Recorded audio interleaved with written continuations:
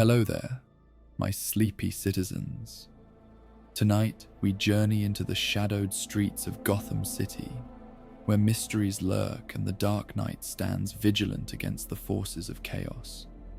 We bring you tales of Batman, uncovering different sides of the man behind the mask. And as our journey through these stories winds down, a calm ambience of Gotham's streets will carry you throughout the night, bringing you to restful sleep without interruptions from any ads. If you enjoy these tales, please be sure to give us a like, subscribe, and let me know in the comments what story you'd like to hear next. But for now, let's get cozy and step into the world of Gotham.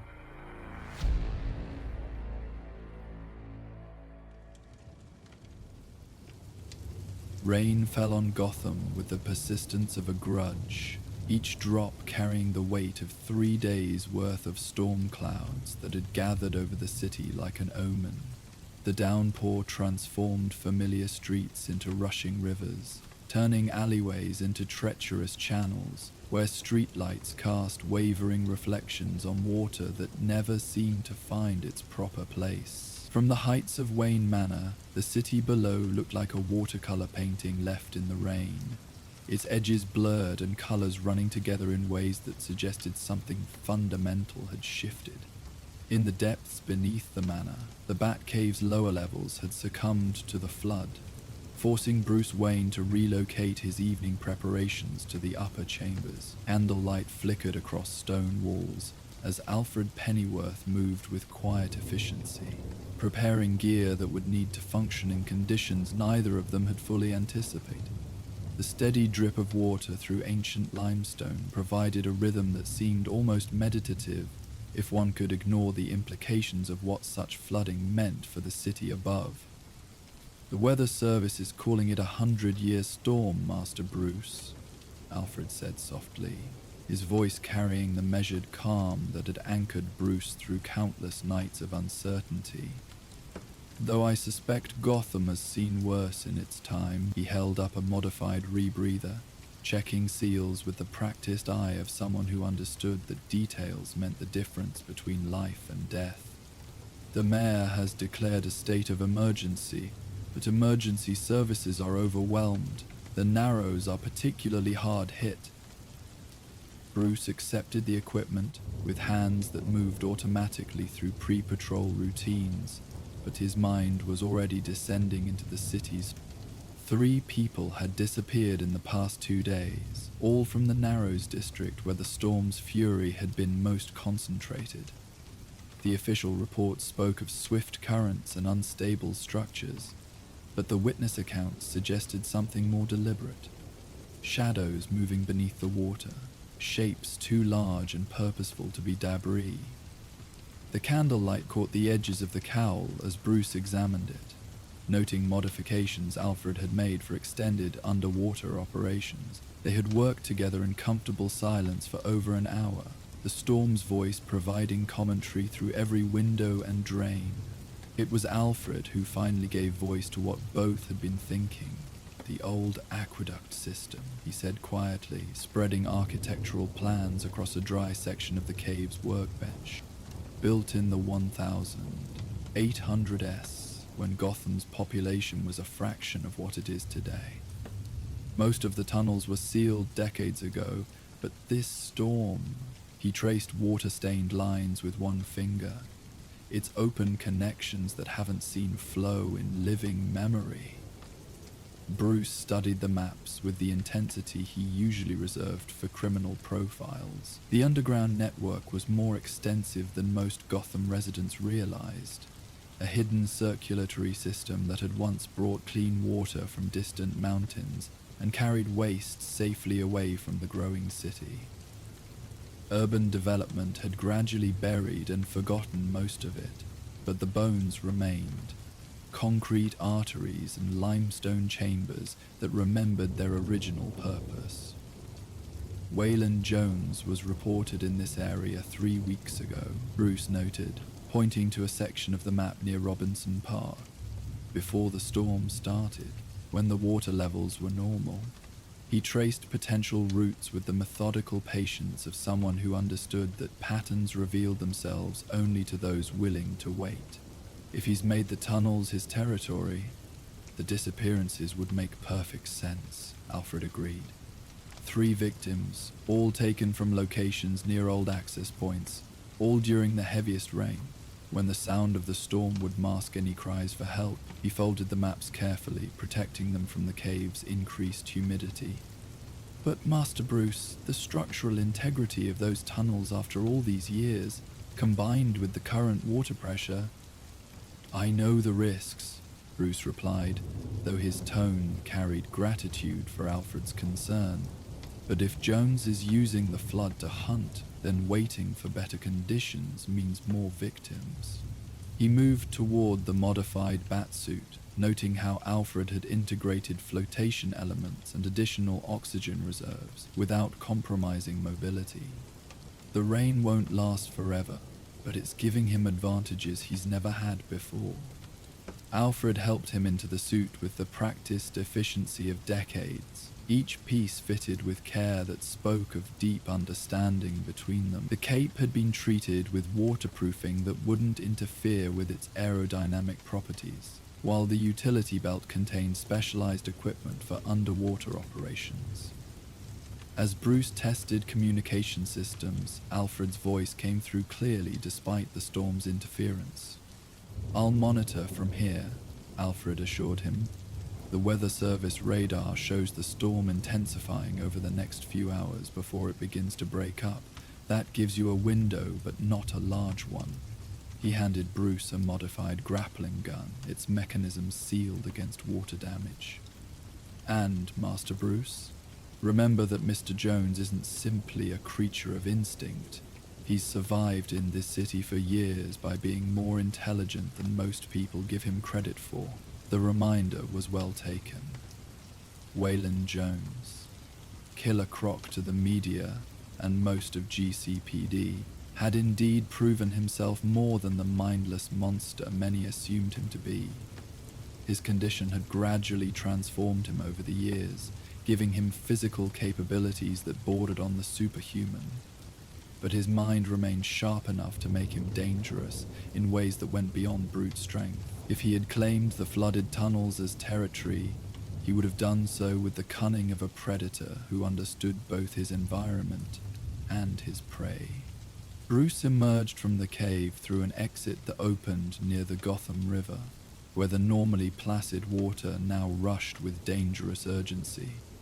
The Batboat had been modified for the current conditions, its hull reinforced and its navigation systems calibrated for reduced visibility.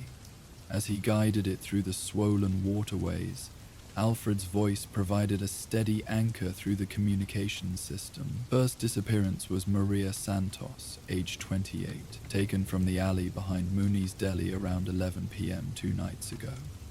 Alfred reported. Witnesses heard a scream cut short, but by the time anyone investigated, they found only her purse floating in 3 feet of water.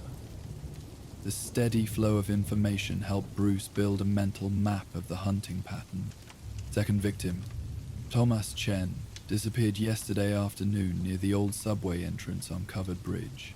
His umbrella was found lodged in a storm drain, but no other trace.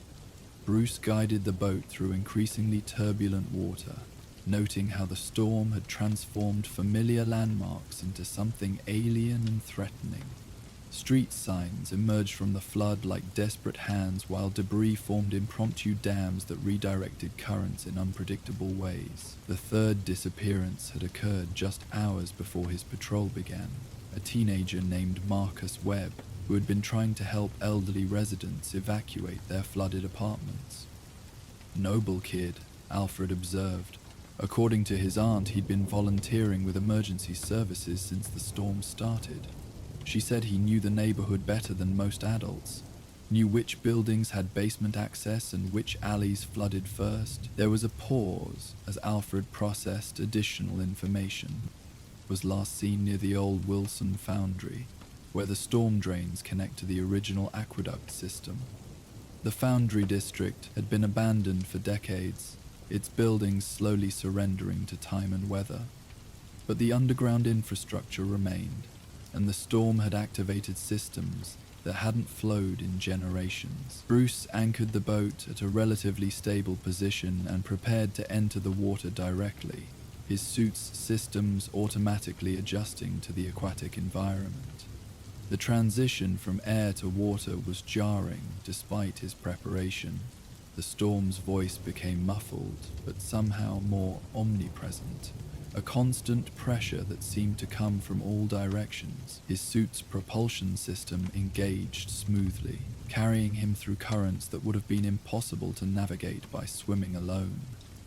Alfred's voice came through clearly, despite the liquid barrier.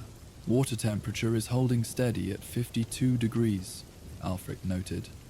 "Your suit should maintain comfortable conditions for approximately 4 hours.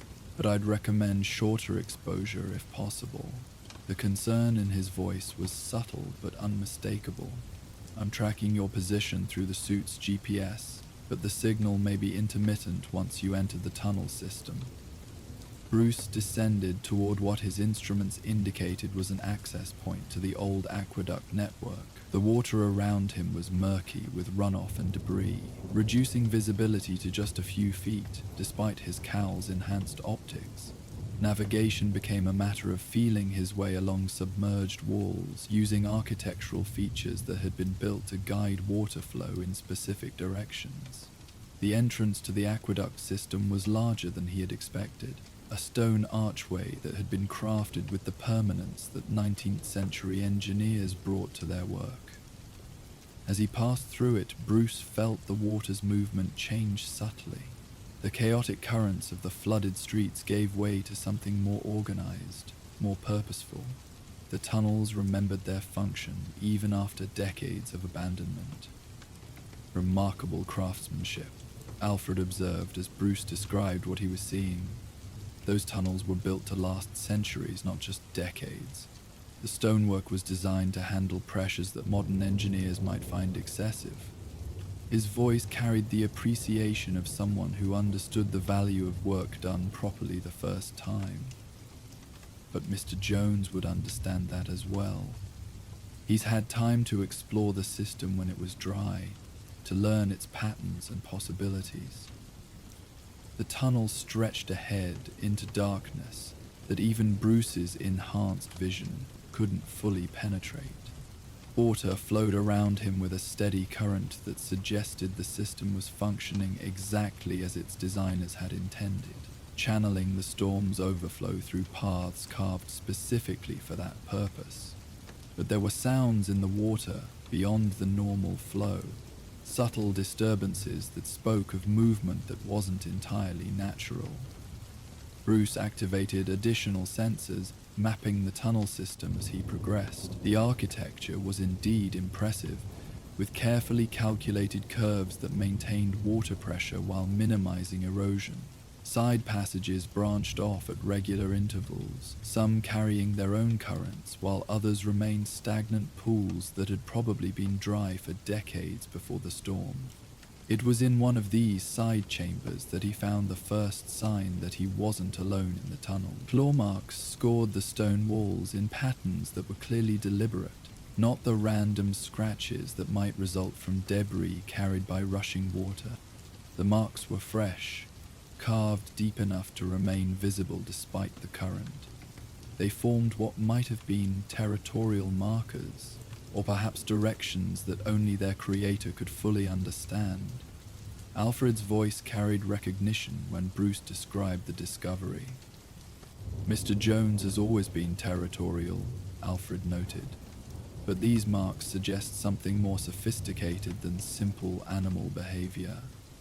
He's organizing the space, creating a system that serves his purposes." There was a pause as Alfred accessed additional files.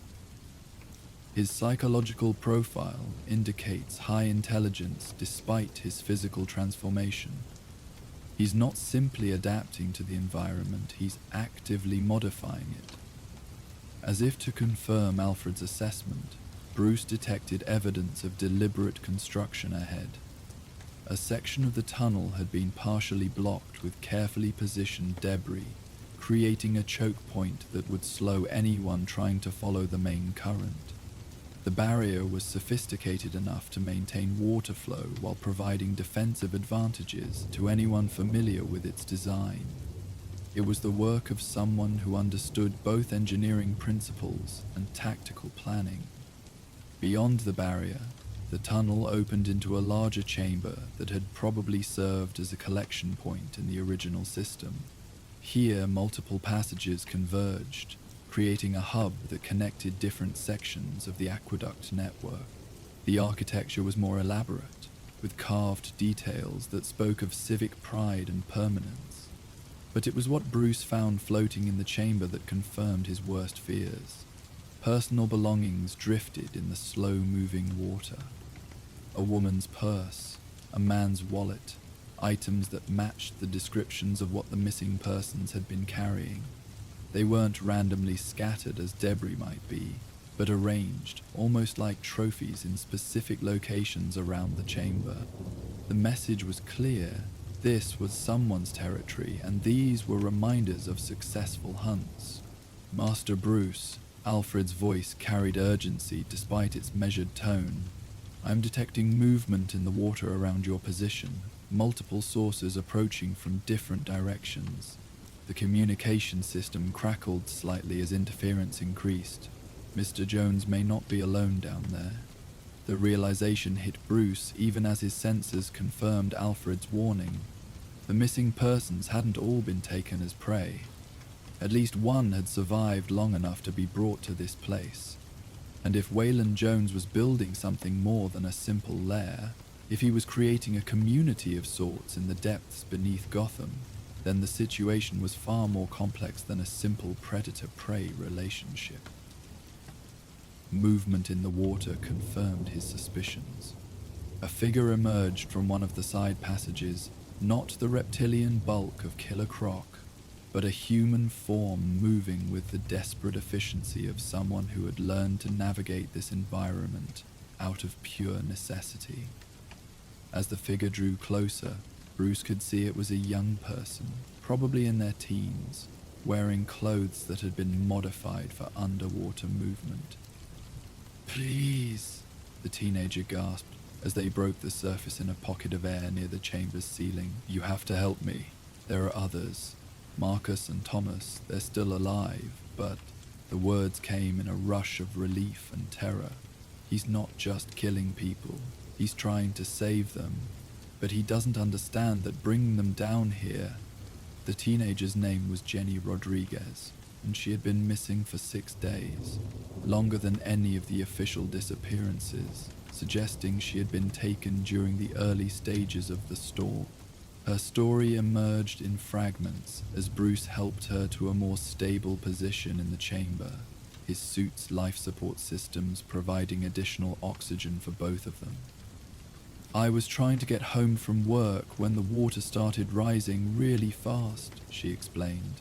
"The current caught me near the old subway entrance. I thought I was going to drown, but then something grabbed me and pulled me down here." Her voice carried the exhaustion of someone who had been surviving on adrenaline for days. "At first I thought it was a monster, but then I realized he was trying to help. He just doesn't understand how humans work."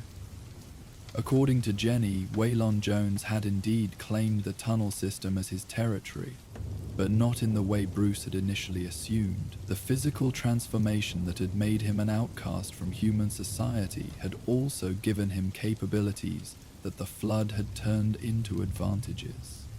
He could breathe underwater for extended periods, navigate by senses that worked perfectly in murky conditions, and move through the tunnels with an ease that no normal human could match. "He sees people getting swept away by the water, and he thinks he's rescuing them," Jenny continued. "But then he brings them down here, and they can't survive like he can. He doesn't understand why they keep getting sick, why they need different things than he does." Her eyes carried a mixture of fear and pity that spoke to the complexity of the situation. "He's not evil, he's just lonely and confused about how to help. Alfred's voice carried new understanding when Bruce relayed this information.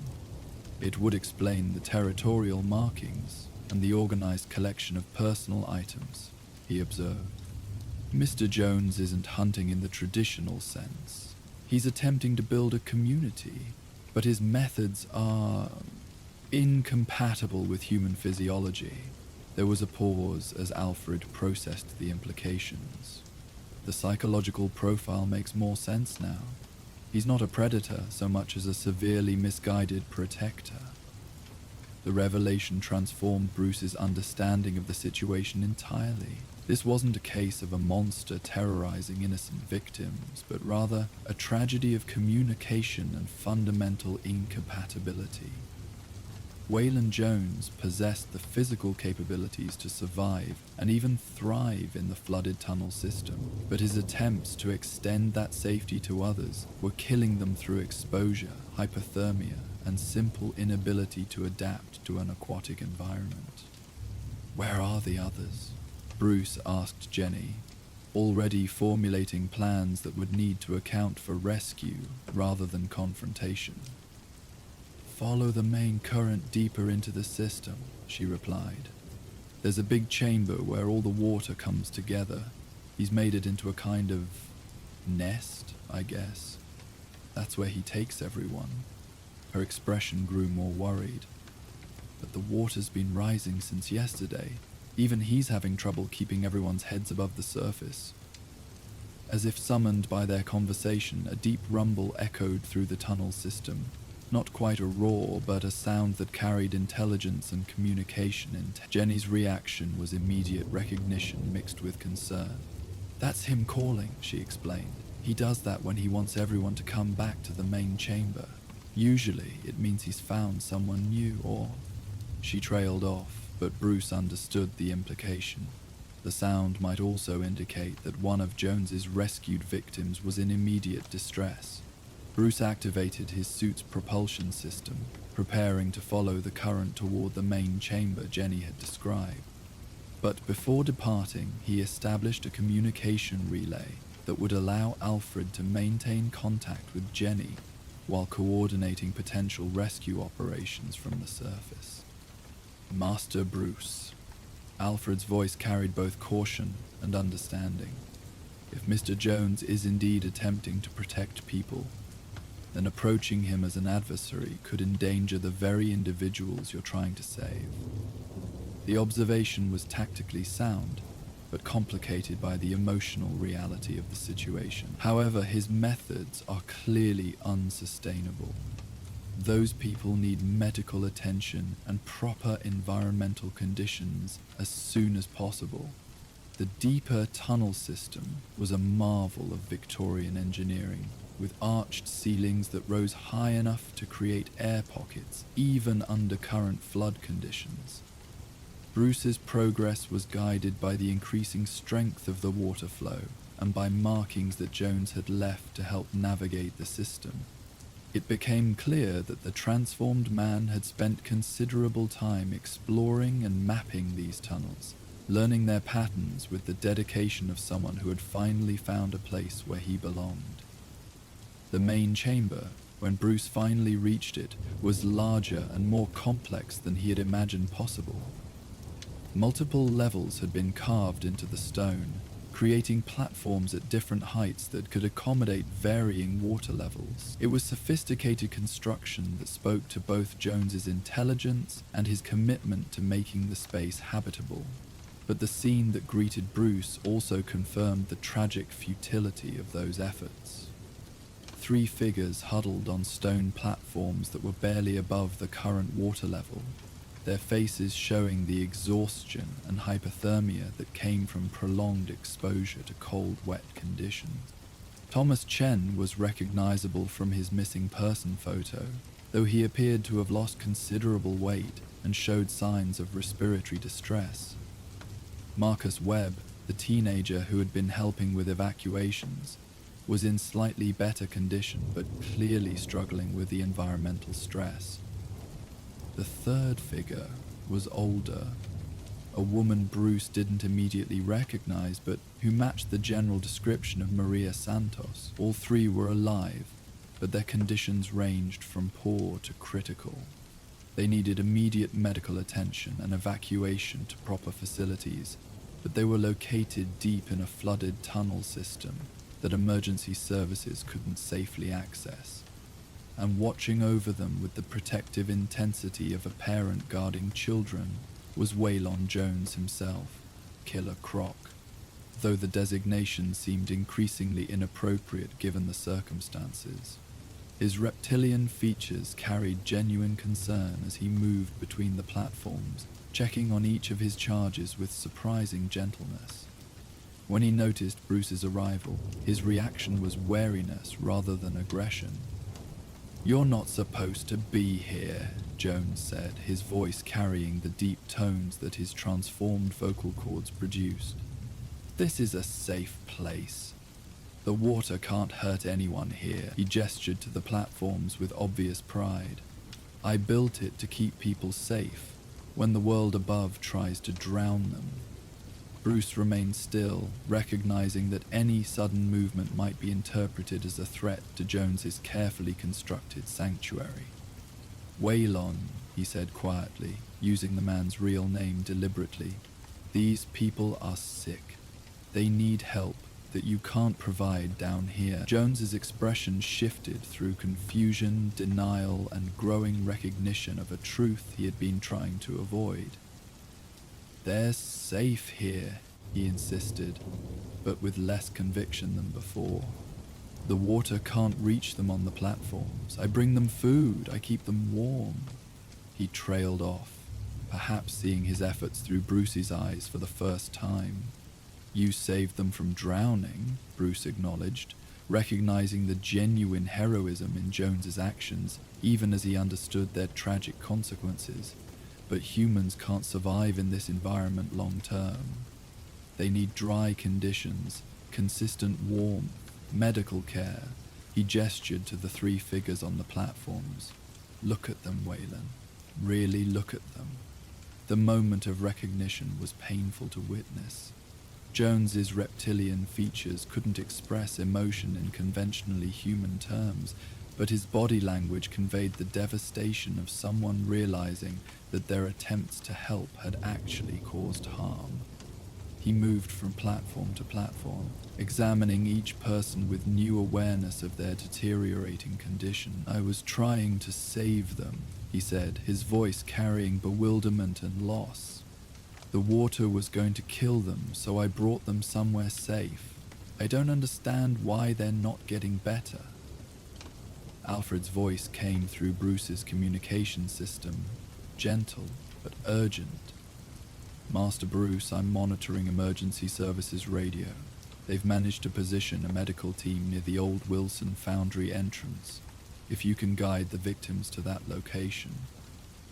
But the logistics of evacuation were complicated by more than just distance and water flow. Thomas Chen was in no condition to navigate the tunnel system under his own power, and Maria Santos appeared to be suffering from exposure complications that made movement dangerous. Marcus Webb was the strongest of the three, but even he would need assistance to reach the surface safely.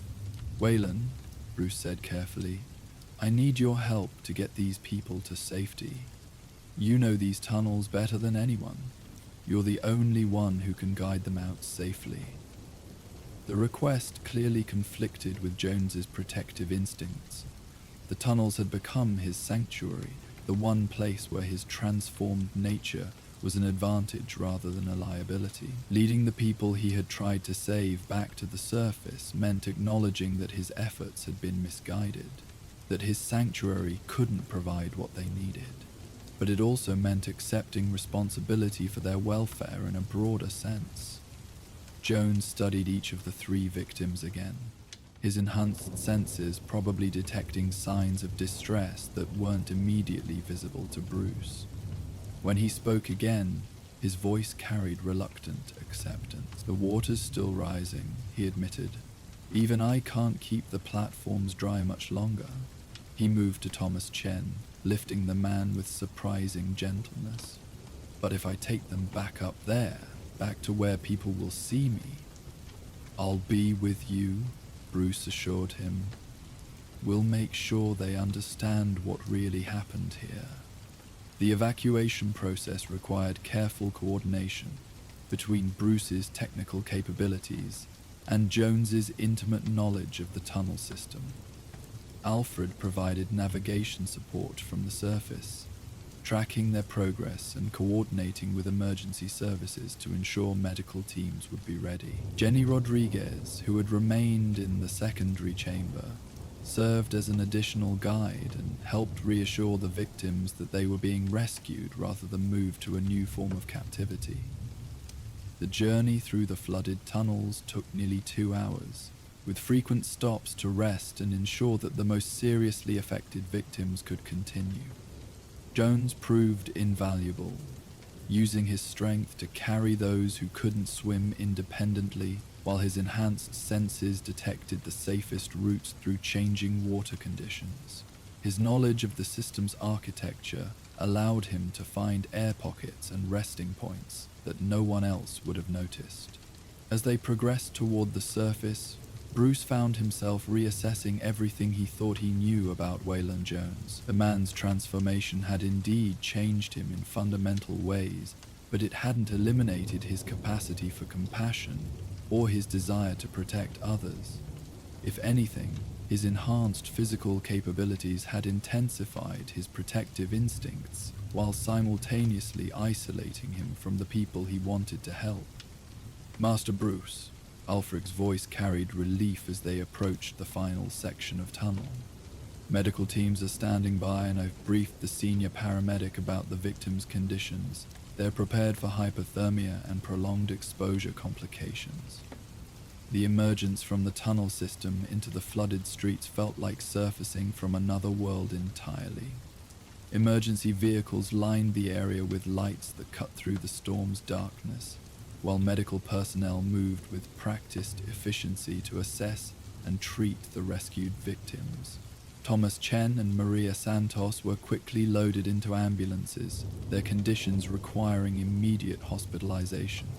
Marcus Webb was in better shape but still needed evaluation and treatment for exposure.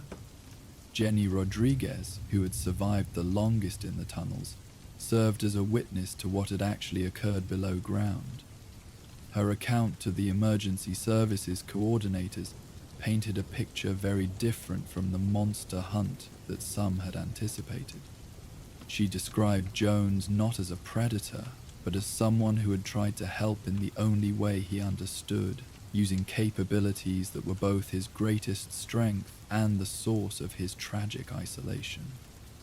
Jones himself remained in the shadows at the edge of the rescue operation, clearly uncomfortable with the attention, but unwilling to leave until he was certain his charges were receiving proper care. Bruce stayed with him, understanding that this moment represented a crucial transition for someone who had lived as an outcast for years. "They'll be all right," Jones asked, watching as the ambulances prepared to depart. "They'll recover," Bruce assured him. "Thomas will need more time than the others, but all 3 will survive because you got them out of the immediate danger." He paused, choosing his next words carefully. "You saved their lives, Waylon. The fact that you couldn't do more doesn't diminish that." The storm was finally beginning to break up, its fury gradually giving way to lighter rain that suggested the worst had passed. Water levels would recede over the coming days, returning the tunnel system to its normal dormant state.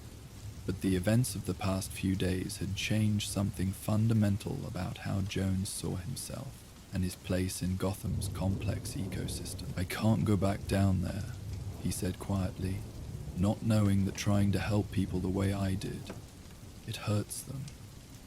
His voice carried a loss that went beyond the physical sanctuary he was abandoning. "But I don't know where else I belong." It was Alfred who provided the answer, his voice coming through Bruce's communication system with the wisdom that came from years of understanding how people could find purpose despite difficult circumstances. Perhaps belonging isn't about finding the perfect place, but about learning how to help in ways that actually work. The suggestion led to a conversation that continued as the emergency vehicles departed and the immediate crisis resolved itself. Jones possessed unique capabilities that could indeed be valuable for rescue operations, but only if they were applied in coordination with people who understood human limitations and needs. His knowledge of Gotham's underground systems was unparalleled, and his physical abilities could be crucial in situations where conventional rescue methods failed. The city needs people who can go places others can't, Bruce pointed out. But it needs them working with emergency services, not in isolation. He gestured toward the tunnel entrance. You proved tonight that you're capable of more than people give you credit for. The question is whether you're willing to prove it to them.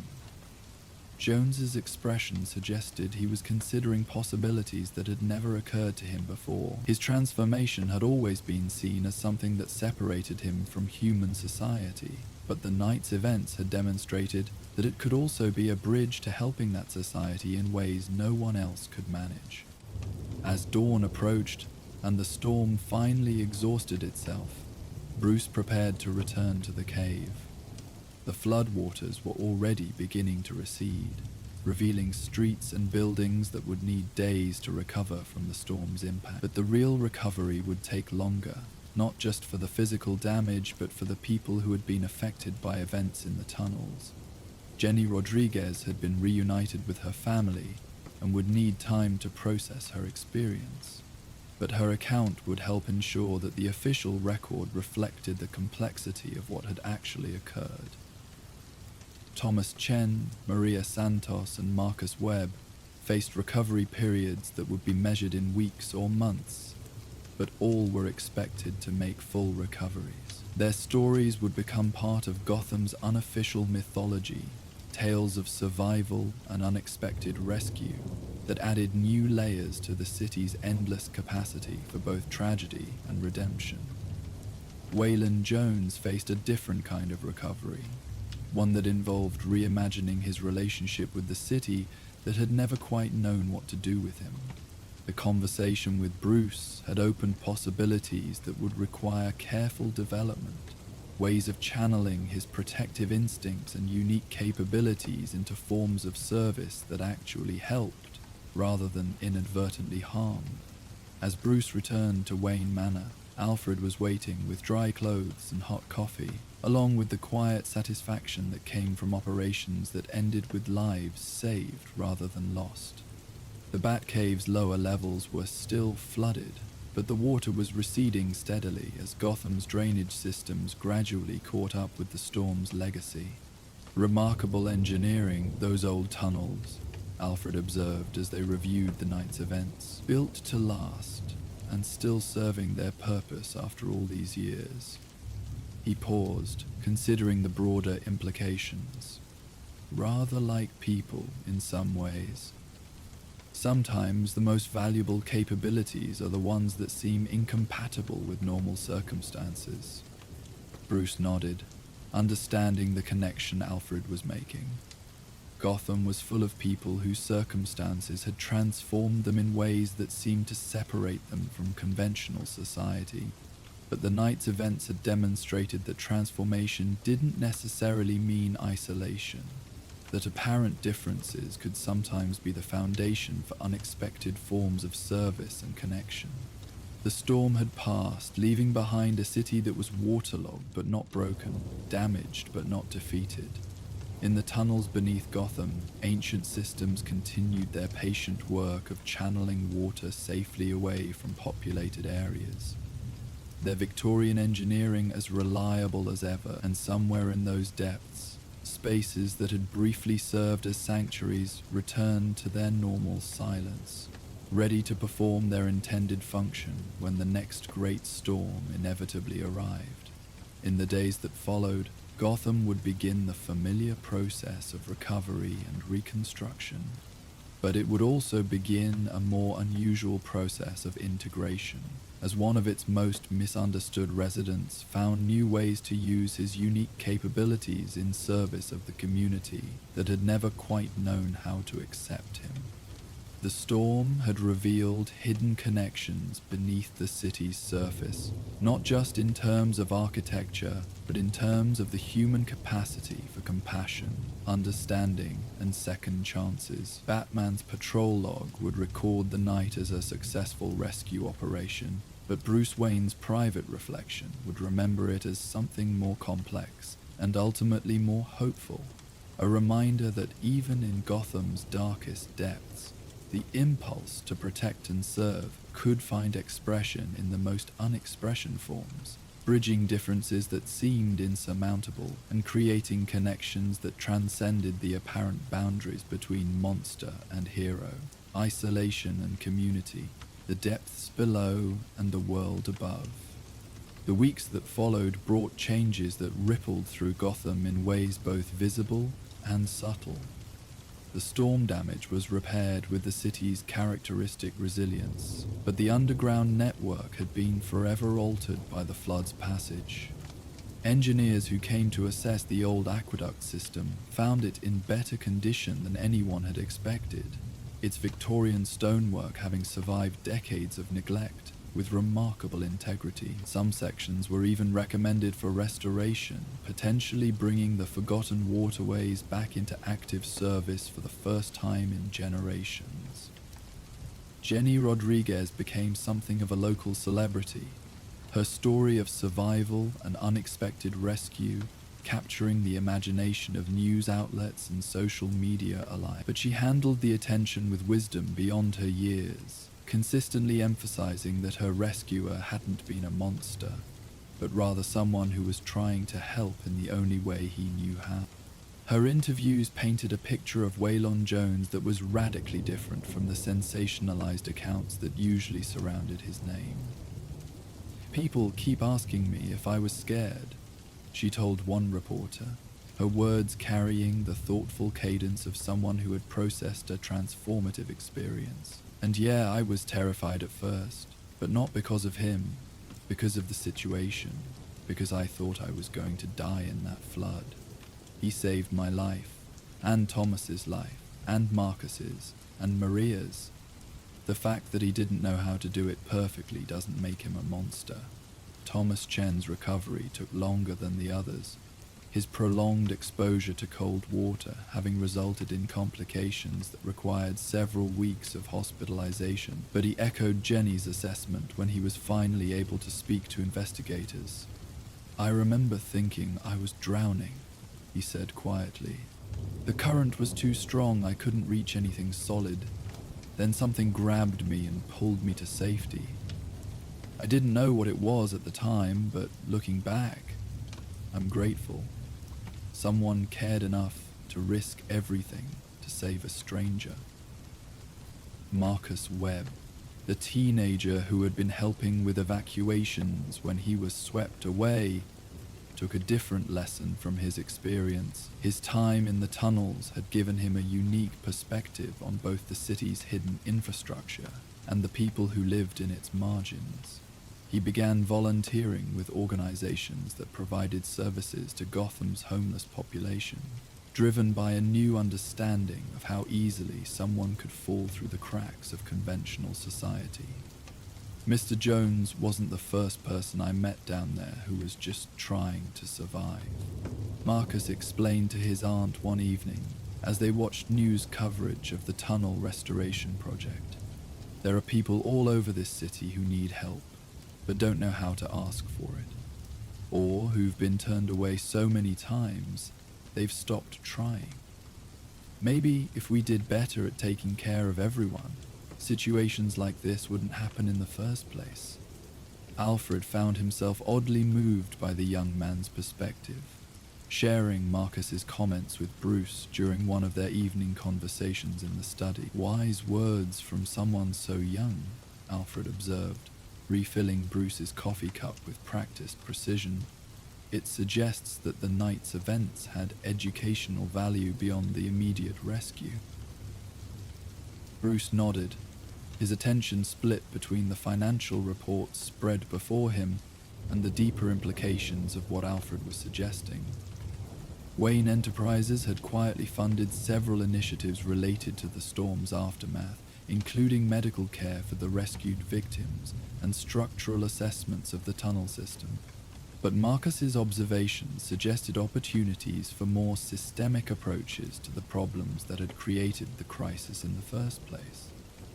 Wayland's situation isn't unique, Bruce mused, making notes in the margins of a report about Gotham's emergency services capabilities. There are dozens of people in this city whose circumstances have put them outside conventional support systems. What if we approach that as a resources problem rather than a security issue? The conversation led to research that occupied both Bruce and Alfred for several evenings. Gotham's homeless population included a significant number of individuals whose needs couldn't be met by traditional shelters or social services. Some, like Jones, had physical conditions that made conventional housing unsuitable. Others had psychological barriers that made it difficult for them to access help through normal channels. Still others possessed skills or knowledge that could be valuable to the city if properly channeled. Emergency services have been discussing the possibility of training specialized rescue teams, Alfred noted, reading from communications he had intercepted through the cave's monitoring systems. Personnel who could operate in environments that are too dangerous for conventional responders. The tunnel system, collapsed buildings, industrial accidents. He looked up from the report meaningfully. Situations where enhanced physical capabilities and environmental adaptation would be crucial. The idea had merit, but it would require careful implementation to avoid the exploitation that had marked so many of society's previous attempts to use people with unusual abilities. Bruce found himself designing frameworks that would provide genuine support and agency to participants. It was social engineering of a sort he had never attempted before. But the principles weren't entirely different from the strategic thinking that informed his vigilante activities. Meanwhile, in the depths beneath Gotham, Waylon Jones was conducting his own reassessment of purpose and possibility. The tunnel system had been partially drained as city engineers worked to restore proper water flow, but many sections remained accessible to someone with his unique abilities. He found himself returning to the chambers where he had tried to create his sanctuary, not to rebuild it, but to understand what had gone wrong and what might be done differently. The platforms he had constructed remained structurally sound, testament to engineering instincts he hadn't fully recognized in himself. With proper planning and resources, similar structures could serve legitimate purposes. Emergency shelters that could be activated during floods, staging areas for rescue operations, even research stations for studying the city's underground systems. His work had been misguided in its application, but the underlying skills were valuable. It was during one of these solitary explorations that Jones encountered Commissioner Gordon, who had been conducting his own investigation of the tunnel network. The meeting was tense initially, both men uncertain about the other's intentions, but Gordon's approach was characterized by the same thoughtful pragmatism that had made him effective in his long career dealing with Gotham's complexities. Wayland, Gordon said simply, using the man's given name deliberately. I wanted to thank you for what you did during the storm. Those people are alive because of you. The acknowledgement clearly surprised Jones, who had expected either threats or demands for surrender.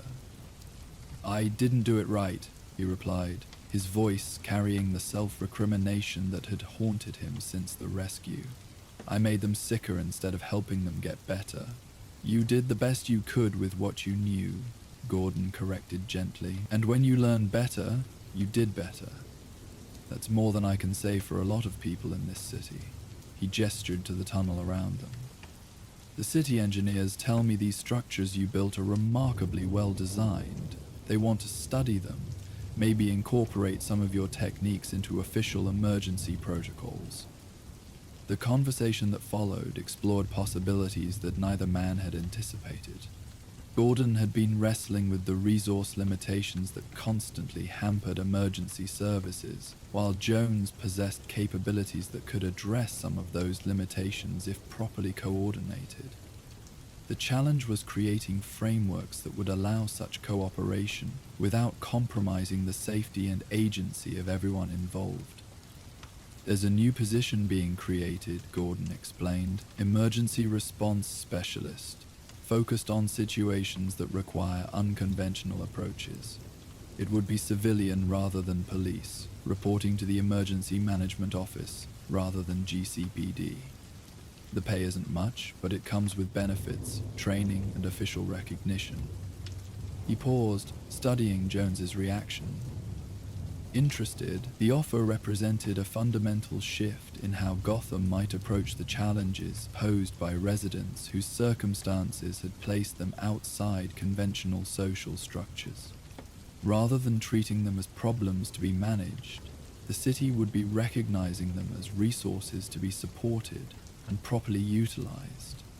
It was a radical departure from traditional approaches, but one that the storm's aftermath had shown to be both necessary and potentially effective. Jones's acceptance was hesitant but genuine, his years of isolation making it difficult to believe that legitimate opportunities for service actually existed. But the prospect of using his abilities in ways that actually helped people, rather than inadvertently harming them, provided motivation that overcame his reservations. The position would require training, coordination with other emergency services, and ongoing evaluation to ensure effectiveness. But it also offered something he had never expected to find: a place where his transformation was an asset rather than a liability. The formal announcement of the new program was carefully managed to emphasize its innovative approach to emergency response, rather than focusing on the unusual nature of its first recruit. Media coverage was generally positive, with Jenny Rodriguez and the other rescue survivors serving as effective advocates for the initiative. The story became one of redemption and creative problem-solving, rather than simple forgiveness for past misunderstandings. Bruce watched these developments with satisfaction, tinged by a deeper understanding of how complex social change actually worked. Individual heroics, whether performed by Batman or by someone like Waylon Jones, could address immediate crises but couldn't solve systemic problems. Real progress required institutional changes that created space for people to contribute in ways that matched their capabilities and circumstances. It's remarkable what becomes possible when people are willing to look beyond surface appearances, Alfred observed one evening as they reviewed news coverage of the program's early operations. Jones had already been deployed successfully in 2 emergency situations, his unique abilities proving crucial in rescues that conventional methods couldn't have accomplished. Master Bruce, I believe your approach to these situations has evolved considerably over the years. The observation was accurate in ways that went beyond Bruce's specific dealings with Jones. His understanding of justice had gradually shifted from a focus on punishment toward an emphasis on prevention and rehabilitation. The storm and its aftermath had provided a case study in how that shift could produce outcomes that served everyone's interests more effectively than traditional approaches. As autumn deepened and Gotham settled into its seasonal rhythms, the tunnel system returned to its normal state of quiet functionality. The floodwaters had receded completely, leaving behind structures that were both cleaner and more accessible than they had been in decades. City engineers continued their assessments and restoration work, often consulting with both Batman and the emergency response team that had grown around Jones's initial recruitment. The chambers where Jones had attempted to create his sanctuary were gradually converted into official emergency stations, equipped with proper life support and communication systems. They served as reminders of both the good intentions that had driven their creation and the importance of understanding how to implement such intentions effectively.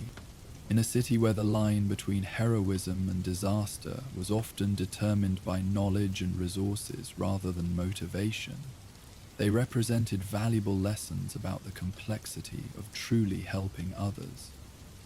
Jenny Rodriguez began her senior year of high school with a new sense of purpose, having decided to pursue studies in emergency management and social work. Her experience in the tunnels had given her insights into both crisis response and the needs of marginalized populations that would serve her well in such fields.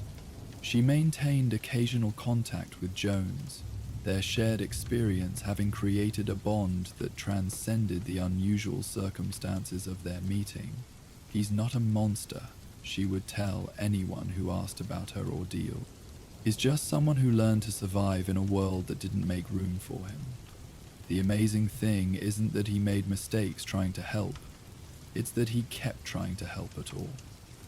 Her perspective had become influential in how Gotham approached similar situations, contributing to policy changes that emphasized support and integration rather than exclusion and punishment. The old aqueduct system, meanwhile, continued its patient work of channeling water safely through the city's foundations. Its Victorian stonework remained as solid as ever, a testament to the vision and craftsmanship of engineers who had built for centuries rather than mere decades. The storm had revealed hidden connections and possibilities, but the fundamental structure had been there all along, waiting for circumstances that would allow its full potential to be realized.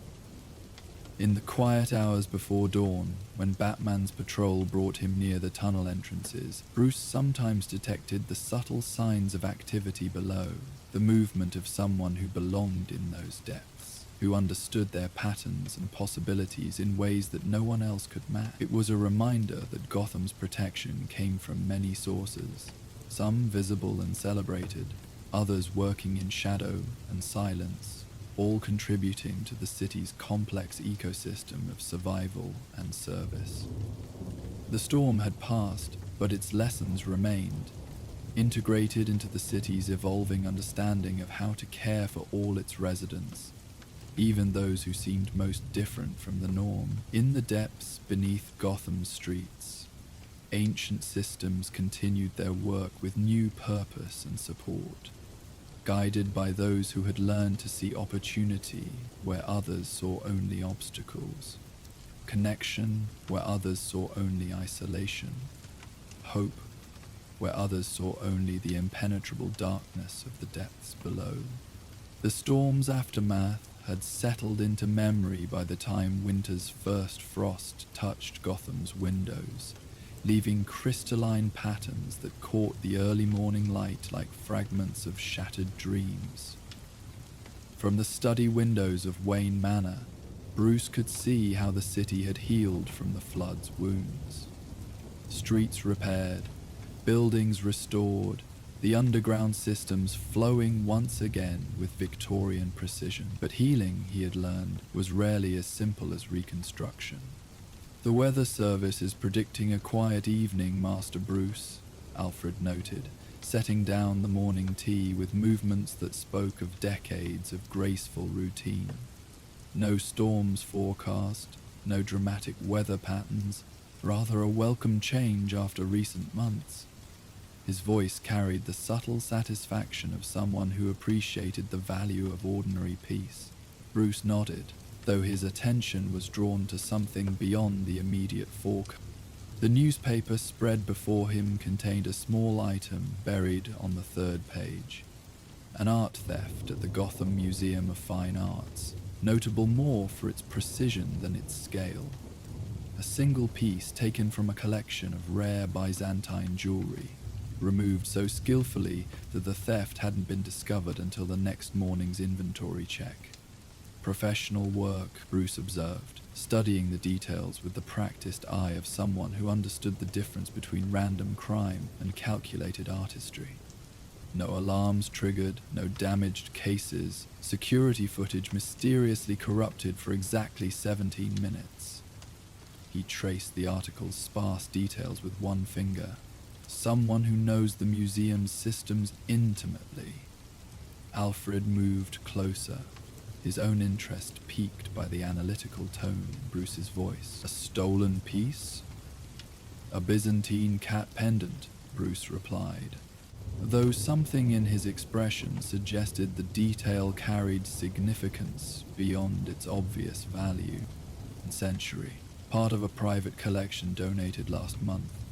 Gold and obsidian, designed to be worn as both jewelry and protection. The word hung in the air between them, carrying implications that went beyond simple superstition. In Gotham, the line between symbolism and reality often blurred in ways that demanded careful attention. A cat pendant stolen with professional precision during the city's first quiet period in months suggested patterns that Bruce's instincts couldn't ignore. "Master Bruce," Alfred said softly, "you have that expression you get when ordinary crimes reveal themselves to be something more complex."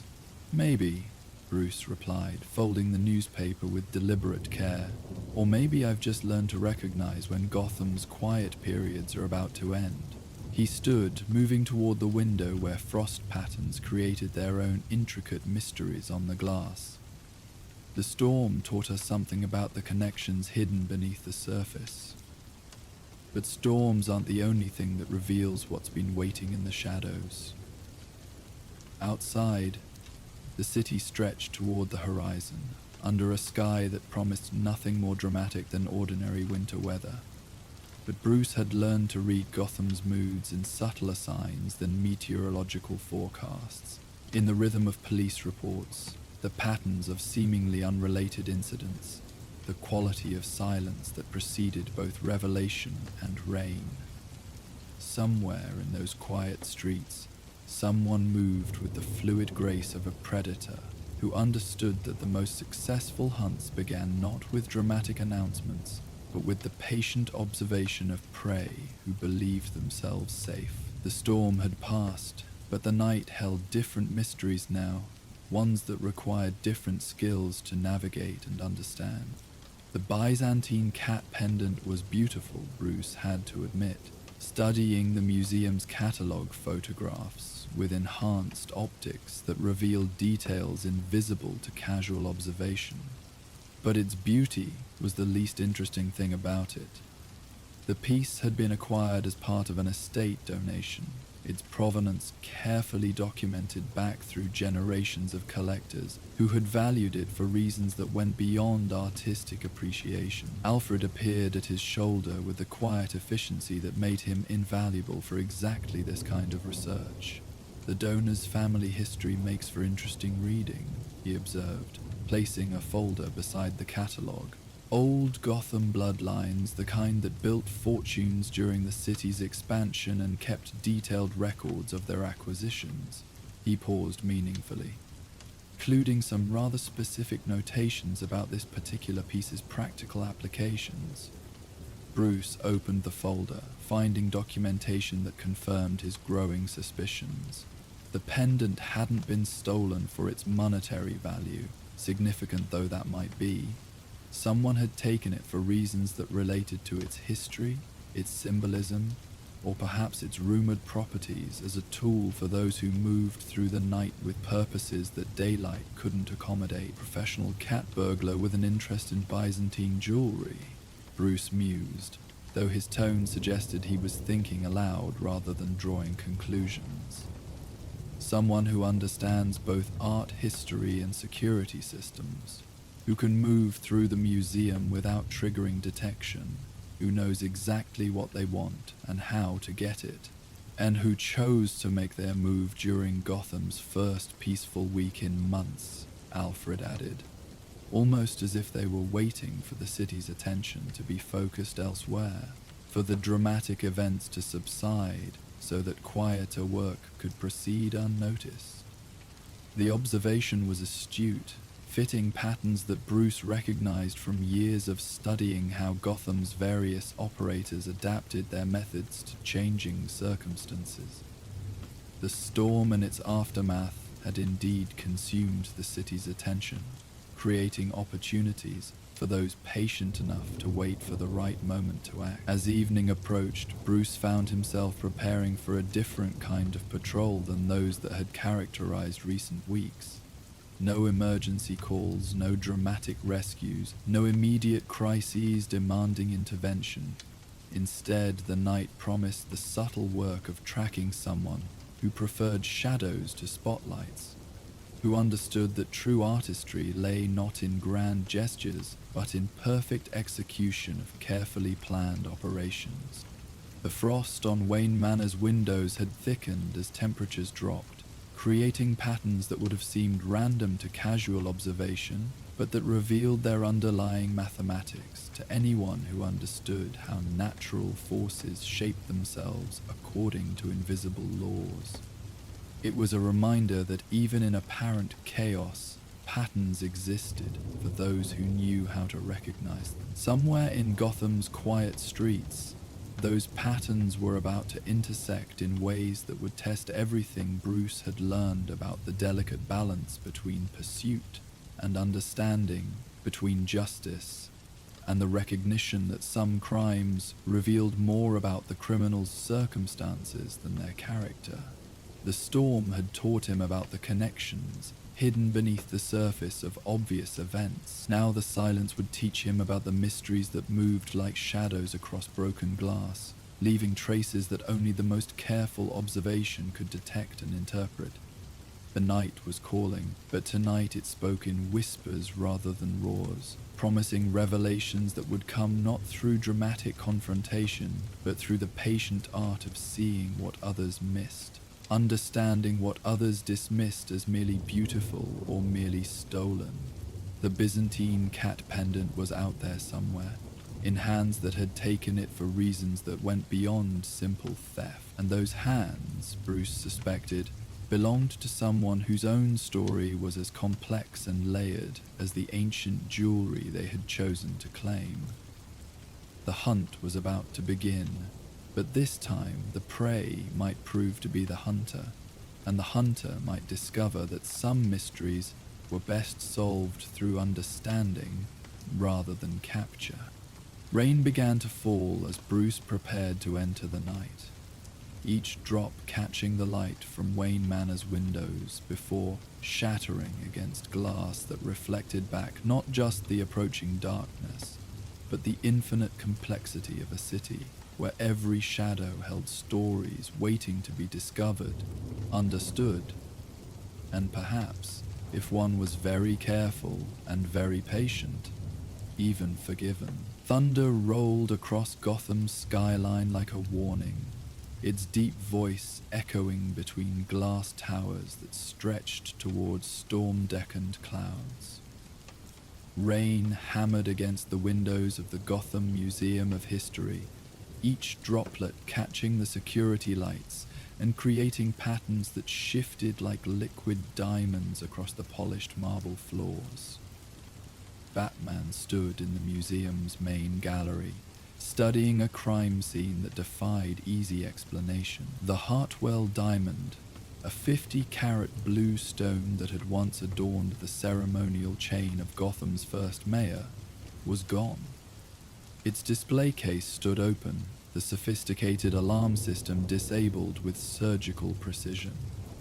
What troubled Batman wasn't the theft itself, but everything the thief had left behind. Security guards unharmed and mysteriously forgetful, surveillance footage expertly corrupted, and not a single fingerprint or fiber to suggest who had been here. Master Bruce, Alfred's voice came through the cow's communications system, steady as always despite the late hour. I've reviewed the museum's security protocols. Whoever did this understood the system intimately, not just the electronics, but the human elements as well. Batman knelt beside the empty display case, his cowl's enhanced vision analyzing trace evidence invisible to normal sight. A single black hair, synthetic and deliberately placed, a faint impression of a gloved hand on glass, made with material that wouldn't leave prints but would catch the right kind of light And there, almost hidden beneath the case's base, a small calling card, a playing card, ace of spades with a stylized cat silhouette embossed in the corner. Selina, he said quietly, though something about the scene felt wrong. Too obvious, perhaps, too clean for a crime of passion, yet too personal for a simple height.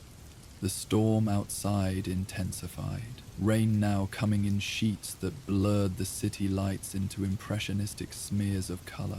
Lightning illuminated the museum's neoclassical columns, casting dramatic shadows that shifted and danced with each flash.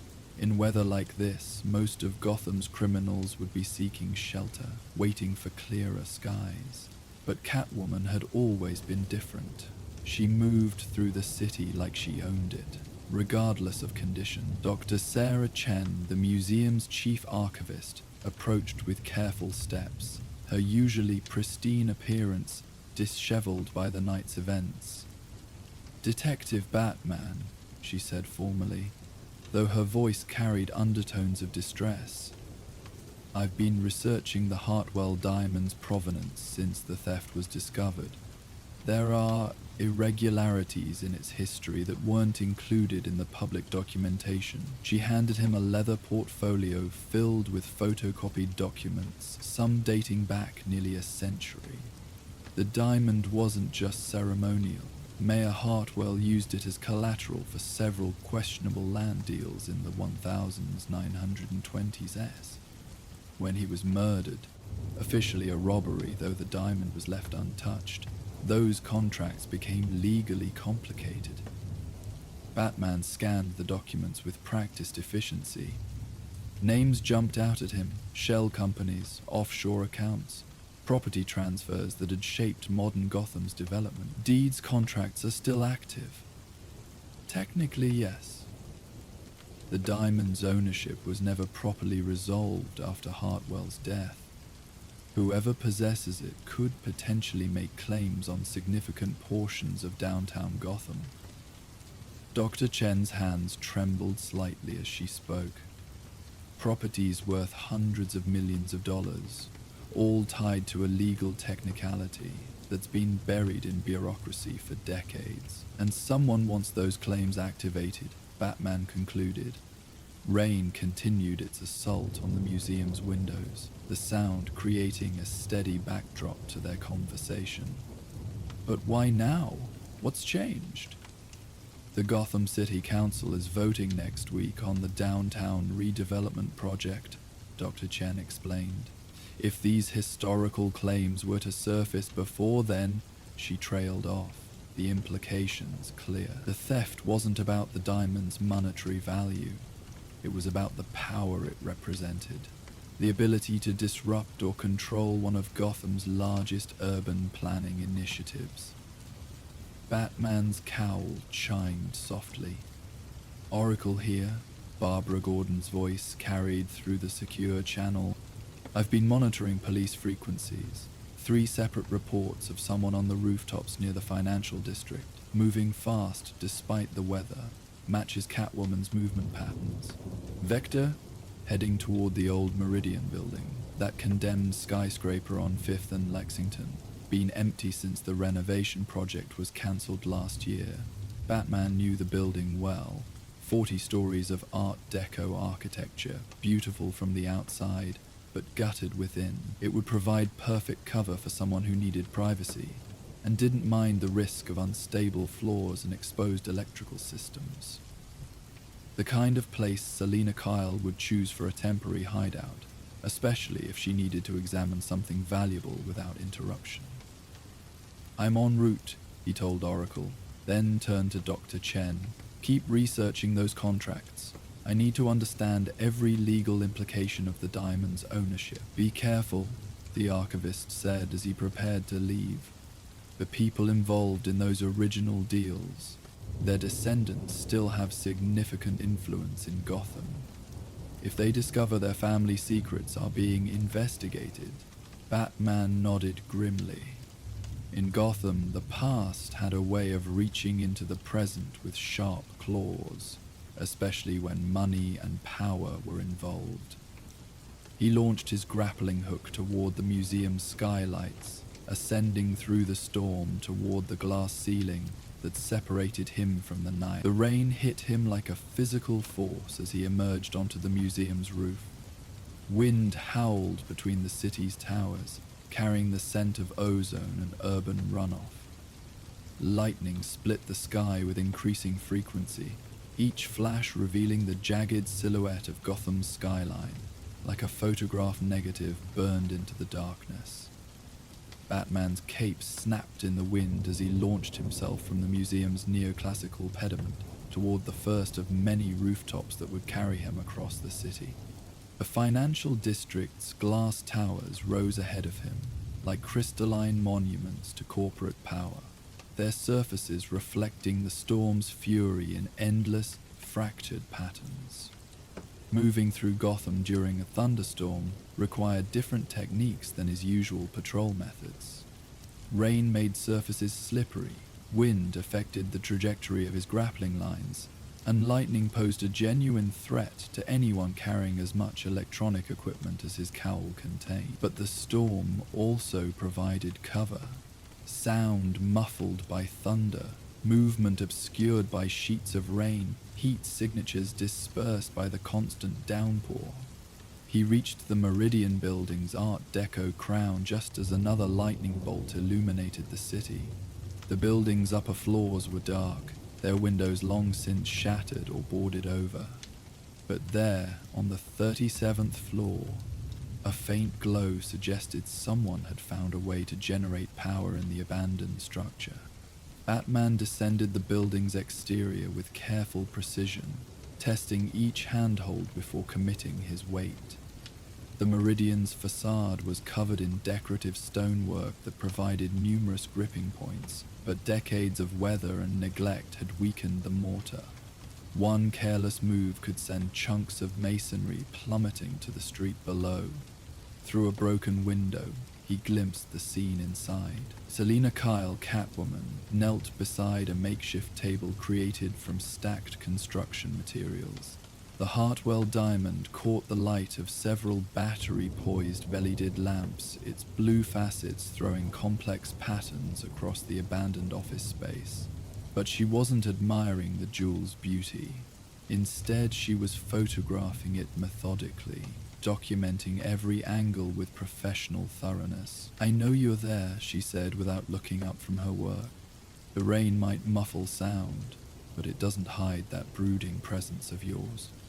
Batman entered through the window with fluid grace, water streaming from his cape onto the debris-covered floor. "Selina." She finally looked up, her green eyes reflecting the diamond's blue light. Even in the abandoned building's harsh LED illumination, she moved with the controlled elegance that had always defined her. Her catsuit was adapted for the weather, water-resistant materials that didn't sacrifice flexibility, boots with enhanced grip for wet surfaces. "Before you start the interrogation," she said, setting down her camera, "you should know I didn't steal this for money, or thrills, or any of the usual reasons you probably assume motivate me." "Then why?"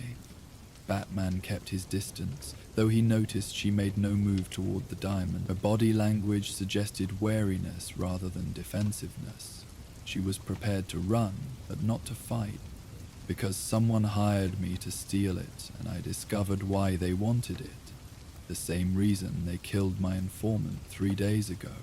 Selina's voice carried an edge of anger that surprised him. "Marcus Rivera, small-time fence, worked the art and antiquities circuit. He approached me with what seemed like a straightforward job: acquire a specific piece from the museum, deliver it to a client, collect payment." She gestured toward the diamond. Marcus didn't mention the client's name, but he was scared. More scared than a simple theft job would warrant.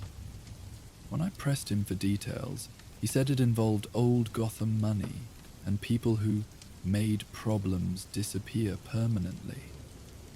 "And 3 days ago?" "Found him in the Gotham River, weighted down with chains. Professional work." Selina's jaw tightened. Marcus wasn't just a fence. He was one of the few people in this city who understood how to research the provenance of stolen historical artifacts. Someone needed his expertise, then eliminated him to protect their secret. Batman processed this information against what Dr. Chen had told him about the diamond's history, the Hartwell contracts. Someone wanted to research their legal validity before making the theft public. More than that, Selina activated a tablet computer, its screen showing scanned documents. Marcus found records suggesting Mayor Hartwell wasn't killed in a random robbery. He was murdered by business partners who wanted to void the contracts he'd signed using the diamond as collateral. The killer was never caught because the investigation was deliberately sabotaged. The documents on her screen matched what Dr. Chen had shown him, but with additional annotations in what looked like Marcus Rivers' handwriting. Notes about shell companies that still existed, family connections that stretched into the present day, property holdings that would be affected if the historical contracts were legally validated. Someone's been planning this for decades, Batman realized, waiting for the right moment to activate those old claims. The downtown redevelopment project, Selina agreed. If they can prove ownership of key properties through the Hartwell contracts, they can either block the project entirely or demand massive compensation. We're talking about billions of dollars in potential profit. Lightning illuminated the abandoned office space in stark detail, revealing the extent of the building's decay. Water-stained walls, collapsed ceiling tiles, exposed wiring that sparked occasionally despite supposedly being disconnected from the city's power grid. It was the perfect metaphor for Gotham itself. Beautiful architecture hiding dangerous secrets. But you took the diamond before they could complete their plan, Batman observed. I took it because Marcus died for trying to help them research it, because I realized the client wasn't just planning financial manipulation.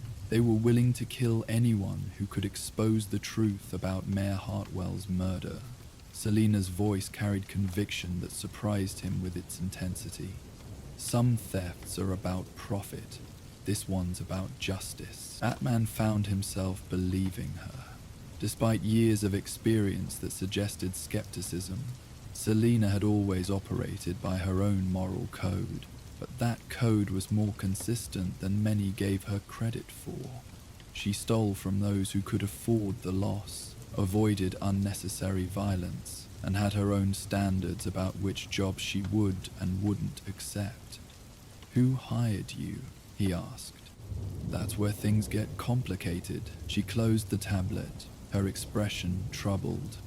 The initial contact came through intermediaries, lawyers, shell companies, the usual maze of corporate entities that Gotham's wealthy families use to hide their activities. But I've been tracking the money trail since Marcus's death. She moved to another makeshift table, this one supporting a laptop computer and several external hard drives. The funds ultimately trace back to the Pemberton Trust. Old money, very old. The kind of family that helped finance Gotham's early development and still owns significant portions of the city through various holding companies. Batman knew the name. The Pembertons had been major players in Gotham's political and economic development for over a century. Their influence often exercised quietly through charitable foundations and cultural institutions. If they were involved in the diamond theft, it suggested corruption at the highest levels of the city's establishment. Edmund Pemberton III, Selina continued.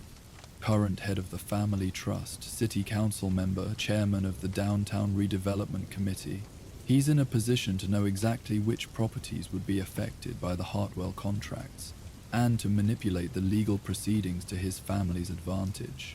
Or he could be trying to prevent those contracts from being activated, Batman pointed out. If the Pembertons own properties that would be affected by historical claims, that's what I thought initially. But look at this. She turned the laptop screen toward him, displaying property ownership records that had been cross-referenced with the Hartwell contract documents. The Pemberton Trust doesn't own any of the properties covered by the historical claims, but they do own significant holdings adjacent to those properties, land that would become exponentially more valuable if the redevelopment project were delayed, or can. The pattern became clear as Batman studied the data. The Pembertons weren't trying to claim ownership of downtown properties through the Hartwell contracts. They were planning to use those contracts to disrupt the redevelopment project, creating artificial scarcity that would drive up the value of their existing holdings. It was a sophisticated financial manipulation that would generate enormous profits while appearing to be based on legitimate historical claims. Elegant, he admitted, and completely legal if they can prove the contracts are valid, which is why they needed Marcus to research the diamond's provenance and why they killed him when he got too close to the truth about Mayor Hartwell's murder. Selina closed the laptop with decisive force. They can't afford to have anyone prove the contracts were signed under duress, or that Hartwell's death was arranged by his business partners. Thunder crashed outside, so close that the building's windows rattled in their frames. The storm was intensifying, making travel across the city's rooftops increasingly dangerous. But Batman found himself reluctant to leave, not just because of the weather, but because of the complex emotions Selina's revelation had stirred. "What's your plan?" he asked. "Originally, disappear. Take the diamond somewhere safe and let the Pembertons' scheme collapse without the physical evidence they need." She looked toward the broken windows, rain now driving through the openings with increasing force. "But that was before I realized you'd figure out what was really happening, and before I admitted to myself that running away wouldn't bring Marcus justice." "Selina, I know what you're going to say, that I should turn over the evidence to the proper authorities, trust the legal system to handle this appropriately." Her smile was sad and knowing. "But we both know how Gotham's legal system handles cases involving old money families and billion-dollar development projects." She was right, and they both knew it. Even with evidence of criminal conspiracy, the Pembertons had enough legal and political influence to delay proceedings indefinitely. By the time any charges were filed, the redevelopment project would have moved forward or been cancelled, and the financial manipulation would be a fait accompli. "There's another option," Batman said slowly. "We expose the truth about Mayor Hartwell's murder. If we can prove the original contracts were signed under duress, it invalidates any current claims based on those documents." "With what evidence? The murder happened almost a century ago. Any witnesses are long dead, any physical evidence destroyed or lost." Selina shook her head. "Besides, proving the contracts are invalid doesn't solve the real problem. The Pembertons will just find another way to manipulate property values for their benefit." Lightning illuminated the office space again, and in that brief moment of stark clarity, Batman saw something he hadn't noticed before. Selina's hands were trembling, not from cold or fear, but from exhaustion. She'd been working non-stop since the theft, researching the diamond's history, tracking financial connections, trying to understand the full scope of the conspiracy she'd stumbled into. "When did you last sleep?" he asked. The question caught her off guard. "What does that have to do with anything?" "You've been running on adrenaline since Marcus's death. Making decisions when you're exhausted leads to mistakes." He moved closer, noting the dark circles under her eyes, the tension in her shoulders. "This isn't just about the money or the political manipulation. Marcus's death affected you more than you want to admit." "He was a good man," she said quietly. "Not perfect. He dealt in stolen goods, bent rules when it suited him, but he never hurt anyone, never got involved in the violent side of the business. He helped me with research for jobs, provided authentication services for collectors who asked too many questions. Her voice cracked slightly. He trusted me with this job and I got him killed. No, Batman said firmly. The Pembertons got him killed. You're trying to make sure his death wasn't meaningless. Alfred's voice interrupted through the cow's communication system. Master Bruce, I'm monitoring weather reports. The storm is intensifying significantly. Wind speeds approaching dangerous levels. You should consider seeking shelter until conditions improve. Copy that, Alfred. Batman looked at Selina, then at the rain driving through the broken windows with increasing violence. This building isn't safe in a storm this severe. The electrical systems are compromised and the structural integrity is questionable. I'm not leaving without the diamond, Selina said stubbornly. It's the only physical evidence we have. Then we take it with us.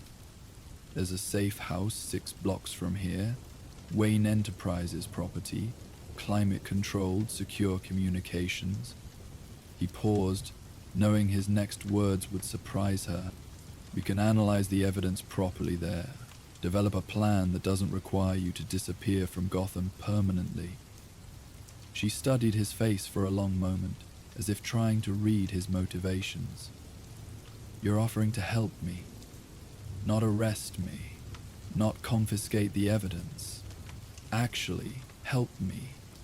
Expose the Pembertons' conspiracy. Marcus Rivera deserved better than to die for someone else's greed. And Gotham deserves better than to have its development held hostage by century-old financial manipulation.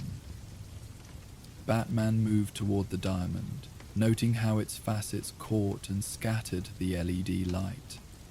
Besides, you were right earlier. The legal system isn't equipped to handle this kind of sophisticated corruption. Sometimes justice requires unofficial intervention. Selina packed the diamond carefully in a protective case. Along with her laptop and the research materials she'd assembled. As she worked, Batman contacted Alfred through the cow's communication system. Alfred, I need you to prepare the Meridian safe house. Full electronic suite, secure communications, climate control for sensitive materials. Certainly, Master Bruce. Might I ask what you're planning? Long-term investigation into financial conspiracy involving the Pemberton Trust. Potentially dangerous to conduct from Wayne Manor or the cave. Too many connections that could be traced back to Bruce Wayne. Alfred's pause was barely perceptible. I see. And will you be working alone on this investigation? No. I'll have assistance from someone with expertise in art theft and historical research. Another pause, longer this time. Miss Kyle, I presume. Yes? I'll ensure the safe house is properly stocked for an extended stay. And Master Bruce? Perhaps it would be wise to remember that the most dangerous conspiracies are often those that blur the line between professional and personal interests. Batman understood Alfred's warning, but he also understood something else. This case had already moved beyond professional interest. Selina's determination to seek justice for Marcus Rivera, her willingness to risk exposure to prevent the Pembertons from profiting from murder, had revealed aspects of her character that complicated his usual black and white view of criminals and crime fighters. Ready? Selina announced, shouldering a waterproof pack containing the evidence. Though I should warn you, traveling across rooftops in this weather is going to be treacherous. She was right. The storm had transformed Gotham's usually navigable skyline into a maze of slippery surfaces and dangerous obstacles. Wind gusted unpredictably between buildings, strong enough to affect the trajectory of grappling lines or knock a person off balance during a jump. Rain had turned every surface into a potential slip hazard, while lightning posed an electrocution risk to anyone carrying metal equipment. But Batman had moved through Gotham in worse conditions, and Selina's agility was legendary, even among the city's most athletic criminals. Together they could manage the journey if they were careful and worked as a team. They left the Meridian building through the same broken window Batman had used to enter, emerging onto a narrow ledge 37 stories above street level. The wind immediately tried to push them back against the building's facade, while rain stung any exposed skin with needle-sharp intensity. "Stay close," Batman called over the storm's roar. "Follow my lead and don't attempt any jumps without signaling first." Selina nodded, her usually playful demeanor replaced by professional focus. This wasn't the time for banter or showing off. One mistake at this height would be fatal. They moved along the building's exterior decorative elements, using Art Deco flourishes as handholds while the storm battered them from all sides. Lightning illuminated their progress in stroboscopic flashes, each bolt revealing the city stretched out below them like a circuit board of lights and shadows. The first rooftop crossing required a leap of nearly 20 feet between buildings. Batman went first, his cape snapping like a flag in the wind as he launched himself across the gap. The landing was harder than usual.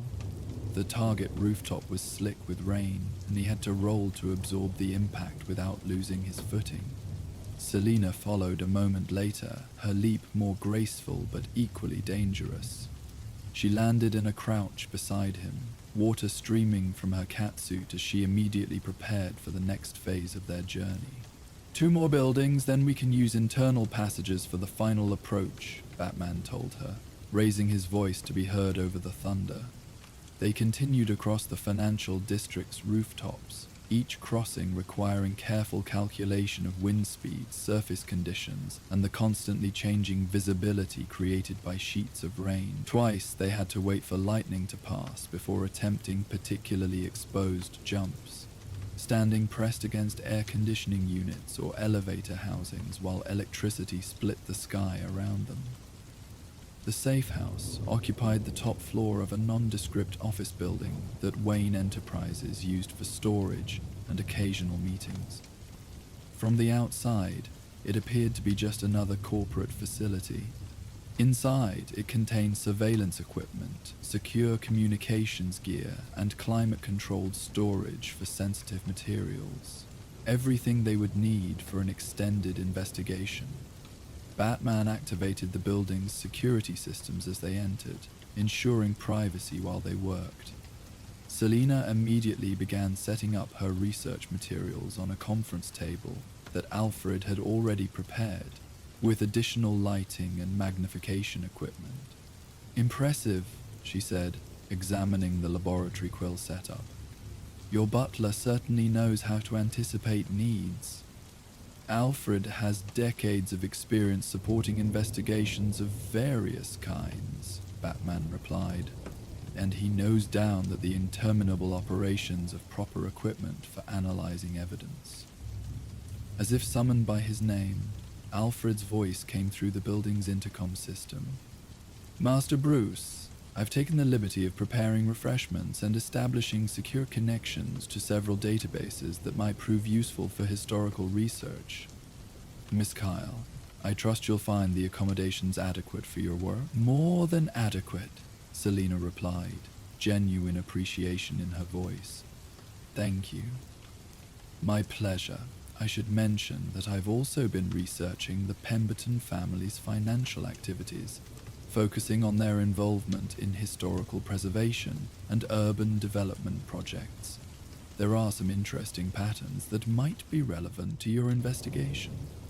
Batman activated a wall-mount display screen as Alfred began transmitting data.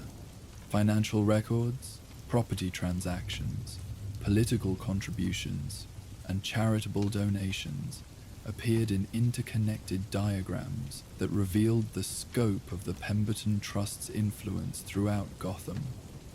"Fascinating," Selina murmured, studying the connections.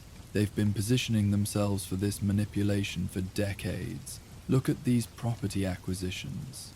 They've been quietly buying land adjacent to the areas covered by the Hartwell contracts since the 1980s, suggesting they've known about the contract's existence for at least 40 years, Batman observed. This isn't opportunistic financial manipulation. It's a long-term strategy that's been decades in the making. Alfred's voice carried thoughtful analysis. The pattern suggests they may have been waiting for the right political moment to activate their plan. The current downtown redevelopment project provides the perfect catalyst. Enough money at stake to justify the risk of exposing century-old secrets. Selina had begun photographing the Hartwell diamond again, this time using the safe house's professional lighting and magnification equipment. Under proper illumination, details became visible that had been obscured in the abandoned building's harsh LED glare. "There's something here," she said, adjusting the magnification. "Engravings inside the stone itself. Microscopic text that's been laser-etched into the crystal structure." Batman moved closer as she captured high-resolution images of the diamond's interior. The engravings were incredibly small, visible only under maximum magnification, but they appeared to be numbers and letters arranged in some kind of code. "Coordinates," he suggested. "Maybe. Or account numbers, legal references, something that identifies specific documents or locations." Selina continued photographing from different angles, building a complete record of the hidden engravings. This explains why the diamond itself was so important to the Pembertons' plan. It's not just collateral for the historical contracts. It contains information that's crucial to implementing them. Alfred's research had revealed another crucial piece of the puzzle. "Master Bruce, I've discovered that Edmund Pemberton III isn't the only family member involved in this conspiracy. His cousin, Margaret Pemberton Shaw, serves on the Gotham Museum of History's board of directors. She would have had access to information about the diamond security systems and exhibition schedule. Inside information for planning the theft," Batman realized, "and influence over how the museum responds to the theft's discovery." "More than that," Selina said grimly. "The storm outside was important. That's where it becomes proven." Dr. Chen mentioned irregular aspects of the diamond's provenance weren't included in the public documentation. Gaps that might have been deliberately created. The storm outside was beginning to weaken, thunder becoming less frequent as the weather system moved east toward the Atlantic. But inside the safe house, their investigation was intensifying as new connections emerged from the evidence. Batman studied the financial diagrams Alfred had prepared, looking for patterns that might reveal the conspiracy's full scope. If the Pembertons had been planning this for decades, there might be other historical artifacts they've targeted, other legal technicalities they're prepared to exploit. "I can check Marcus's files," Selina offered. He kept detailed records of unusual research requests, especially those involving historical provenance. If the Pembertons approached other researchers, she activated her laptop and began accessing encrypted files that Marcus Rivera had maintained. The Fence's death hadn't been in vain. His meticulous record-keeping provided a roadmap of the conspiracy's development over several years. Multiple requests for research into colonial-era land grants, early industrial contracts, historical mining claims, all involving properties in the downtown development area. Building a comprehensive legal challenge to modern property ownership, Batman concluded. The Hartwell diamond was just one piece of a much larger puzzle. Alfred's voice carried concern as he continued monitoring the family's activities. "Master Bruce, I'm detecting increased communication activity among Pemberton Trust entities. They appear to be accelerating their timeline.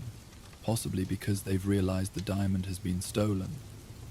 How long before they can proceed without it? Selina asked. That depends on how much of the information they've already extracted from other sources, Batman replied. But if the diamond contains crucial coordinates or account numbers, they'll need it to complete their plan. Then we use their desperation against them, Selina said, her voice carrying the same determination that had motivated her to steal the diamond in the first place. We let them know we have it, arrange a meeting and record them admitting to the conspiracy. Too dangerous, Batman objected. If they're willing to kill researchers who get too close to the truth, they won't hesitate to eliminate both of us. Not if we choose the meeting location carefully. Somewhere public, with multiple escape routes, where violence would draw unwanted attention. Selina's expression showed she'd already begun planning. The museum itself, during the day, they'd have to behave like civilized people while trying to negotiate for the diamond's return. Alfred's voice carried paternal concern. Miss Kyle, while I admire your courage, I must point out that the Pembertons have had decades to plan for contingencies. They may be prepared for exactly the kind of confrontation you're proposing. Then what do you suggest? She asked. Batman had been thinking the same thing, weighing options that would expose the conspiracy without putting either of them at unnecessary risk. We don't confront them directly. We let the evidence speak for itself. He activated another screen, displaying the photograph Selina had taken of the diamond's hidden engravings, alongside Alfred's research into the Pemberton family's financial activities. We document everything, create an irrefutable record of the conspiracy, and present it to authorities who are outside the Pemberton sphere of influence. The FBI, Selina realized. Federal investigators who specialize in financial crimes and aren't subject to local political pressure. Exactly. But we need more than just the diamond and financial records. We need evidence that directly connects the Pembertons to Marcus Rivera's murder and the theft of historical documents. Selina's expression darkened. I might be able to help with that. Marcus wasn't just a fence. He was paranoid about protecting himself and his clients. He maintained detailed surveillance of his own operations, including meetings with potential employers. Video recordings? Audio at minimum. He wore a wire to most business meetings, kept the recordings as insurance against clients who might try to eliminate him after completing jobs. She paused, grief flickering across her features. Lot of good it did him in the end. Where would he have stored the recordings? Hidden in his apartment, probably. Multiple backup locations, encrypted storage, the works. Marcus understood that information was the only protection he had in a business where trust was rare. Batman considered the implications. If Marcus Rivera had recorded his meetings with the Pemberton's representatives, those recordings could provide direct evidence of conspiracy to commit theft and potentially murder. Combined with the diamond's hidden engravings and Alfred's financial research, it would be enough to trigger a comprehensive federal investigation. Getting into Marcus's apartment won't be easy, Selina warned. After his death, the police sealed it as a crime scene. By now they've probably released it to his estate, but it'll still be monitored. Leave that to me, Batman said.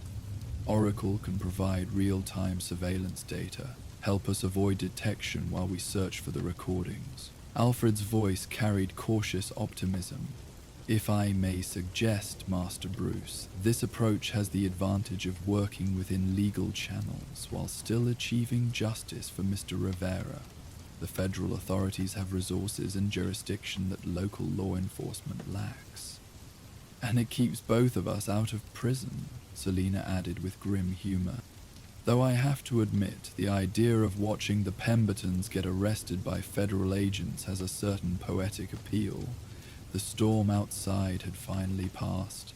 leaving behind the clean scent of rain-washed air and the gentle patter of water dripping from building edges.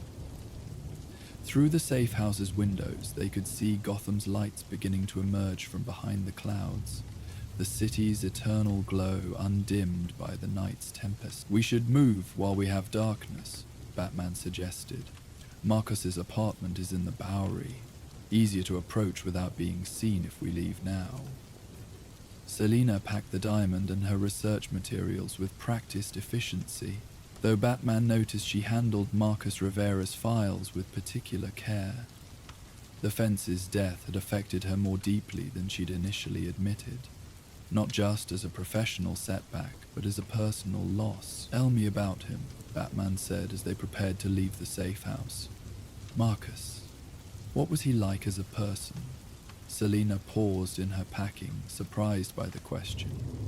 "Why do you want to know?" "Because understanding why his death matters to you helps me understand why this case matters beyond just stopping the Pemberton's conspiracy." She considered this, then smiled, with genuine warmth for the first time since he'd found her in the abandoned building. Marcus was old school, believed in honor among thieves, kept his word even when it cost him money. He helped kids who got in over their heads with dangerous people, provided legitimate authentication services for collectors who didn't ask too many questions about provenance. Her expression grew more serious. But more than that, he understood that Gotham's art and antiquities market wasn't just about money. It was about preserving pieces of the city's history that might otherwise be lost or destroyed. Some of his clients were museums that couldn't afford to bid against private collectors at auction. He helped them acquire important pieces through unofficial channels. "A thief with a social conscience," Batman observed. "A man who believed that history belongs to everyone, not just those wealthy enough to lock it away in private collections." Selina finished packing and shouldered her equipment. The Pembertons represent everything he opposed, using historical artifacts as tools for financial manipulation rather than preserving them for their cultural value. They left the safe house through a service entrance that connected to Gotham's underground maintenance tunnels. The storm had flooded some of the lower passages, but Batman knew routes that would keep them dry while avoiding street-level surveillance. Marcus Rivera's apartment occupied the third floor of a converted warehouse in the Bowery, an area where gentrification and urban decay existed in uneasy proximity. The building itself was typical of the neighborhood, solid construction from the early 20th century, but showing signs of deferred maintenance and economic neglect. "Police tape is gone," Selina observed as they approached through an alley that provided cover from the main street. "But there are still signs of surveillance. Unmarked van across the street, movement detectors on the building's entrances." Batman activated his cowl's enhanced vision, scanning for electronic surveillance equipment. "GCPD is monitoring, but it's routine observation rather than active investigation. They're not expecting anyone to attempt entry." "Then they don't know Marcus as well as they think they did," Selina said with grim satisfaction. "He designed his security to keep out professional thieves, not just ordinary criminals."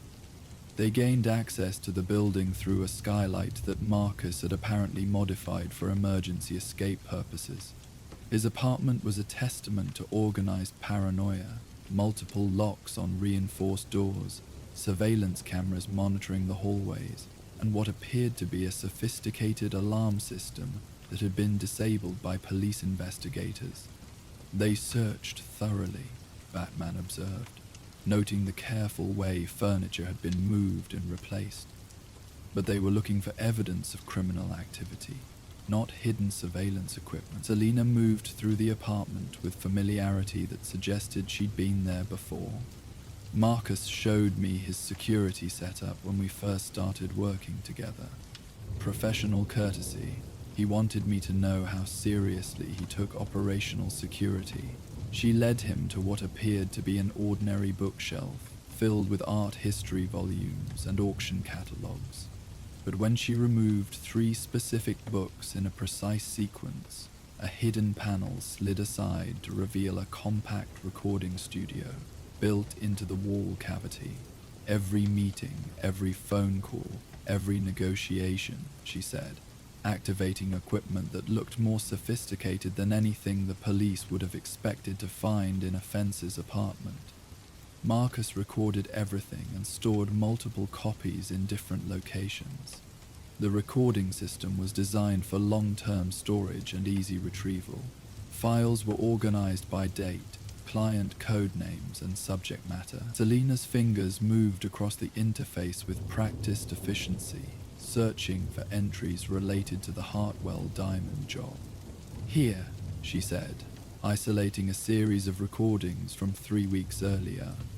Initial contact from the Pemberton representatives, conducted through intermediaries but traceable back to the source. The first recording revealed a conversation between Marcus and a man who identified himself only as Mr. Smith, an obvious pseudonym, but the caller's accent and speech patterns suggested education and wealth, and his knowledge of historical artifacts indicated genuine expertise rather than casual interest. "We're interested in acquiring a specific piece from the Gotham Museum of History," the caller said. "The Hartwell diamond. Our research suggests it has particular significance beyond its monetary value. Historical pieces from major museums require special handling," Marcus replied cautiously. "The security measures, the public attention if it goes missing, these factors significantly increase the risk and complexity. We understand the challenges. We are prepared to pay appropriately for professional service. And the timeline? We need the piece acquired and its contents analyzed within 2 weeks. After that, the political situation may change in ways that affect our client's interests." Batman and Selina exchanged glances. The timeline confirmed that the theft was connected to the downtown redevelopment project's voting schedule. Subsequent recordings revealed more details about the conspiracy. The Pemberton's representatives had provided Marcus with detailed intelligence about the museum's security systems, guard schedules, and the diamond's specific location within the building. They'd also requested comprehensive documentation of the stone's physical characteristics and any hidden features it might contain. They knew about the engravings, Selina realized. Not just that they existed, but what kind of information they might contain. The most damaging recording came from Marcus's final meeting with the Pemberton representatives, conducted just 2 days before his death. By then, the fence had begun to understand the true scope of what he'd been hired to facilitate. "I've completed the research you requested," Marcus said, his voice carrying tension that hadn't been present in earlier recordings. "But I have concerns about how this information might be used." "Your concerns are noted but irrelevant," replied a different voice, female this time, with the cultured tones of old Gotham aristocracy. "You were hired to provide specific services, not to make moral judgments about our clients' intentions. When those intentions involve potential fraud and political manipulation, moral judgments become relevant to my professional reputation," Marcus replied firmly. "I won't be party to schemes that damage Gotham's legitimate development efforts. Mr. Rivera, I think you've misunderstood the nature of our arrangement. This isn't a negotiation where you can withdraw your services based on ethical concerns. You've already accepted payment and gained access to sensitive information. Your continued cooperation is necessary." The threat was veiled but unmistakable, but Marcus had tried to back out of the job when he realized its true implications, and the Pembertons had made it clear that wasn't an option. "I see," Marcus said quietly. "And if I refuse to complete the job, then you'll discover that our client's reach extends far beyond simple financial transactions. Accidents happen in your line of work, Mr. Rivera. particularly to those who breach confidentiality agreements. The recording ended there, but its implications were clear. Marcus Rivera hadn't just been killed to prevent him from exposing the conspiracy. He'd been murdered because he'd tried to withdraw from it, on moral grounds. "Enough for the FBI?" Selina asked, though her voice carried pain at hearing the final conversation between Marcus and his killers. "More than enough," Batman confirmed. "Combined with the financial evidence and the diamond's engravings, this provides a complete picture of conspiracy, fraud, and murder." Alfred's voice came through the cowl's communications system. "Master Bruce, I've been monitoring police communications. There's increased activity around the museum. Multiple units responding to a possible break-in attempt." "The Pembertons," Selina said grimly. "They're trying to make it look like someone else stole the diamond, create an alternative narrative for when they file their legal claims. Or they're destroying evidence that could connect them to the original theft," Batman realized. Dr. Chen mentioned irregularities in the historical documentation, records that might prove their conspiracy goes back decades. They copied Marcus's recordings to multiple encrypted storage devices, ensuring the evidence would survive even if the original equipment was discovered and destroyed. As they prepared to leave the apartment, Selina paused at a framed photograph on Marcus's desk. The fence, shaking hands with a group of children outside what appeared to be a community center. "Art education program," she explained, noticing Batman's attention. Marcus volunteered to teach kids about art history and authentication techniques, legitimate skills they could use for museum work or academic research.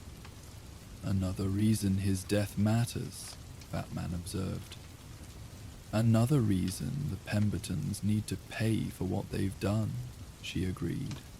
They left the apartment the same way they'd entered, though Batman noticed Selina took one last look at the hidden recording studio before closing the concealed panel. Marcus Rivera's paranoid security measures had created a posthumous gift, evidence that would ensure his killers faced justice. The journey back across the city felt different from their earlier rooftop chase. The storm had passed, leaving behind clear skies and the kind of crisp air that made Gotham's lights seem sharper and more defined.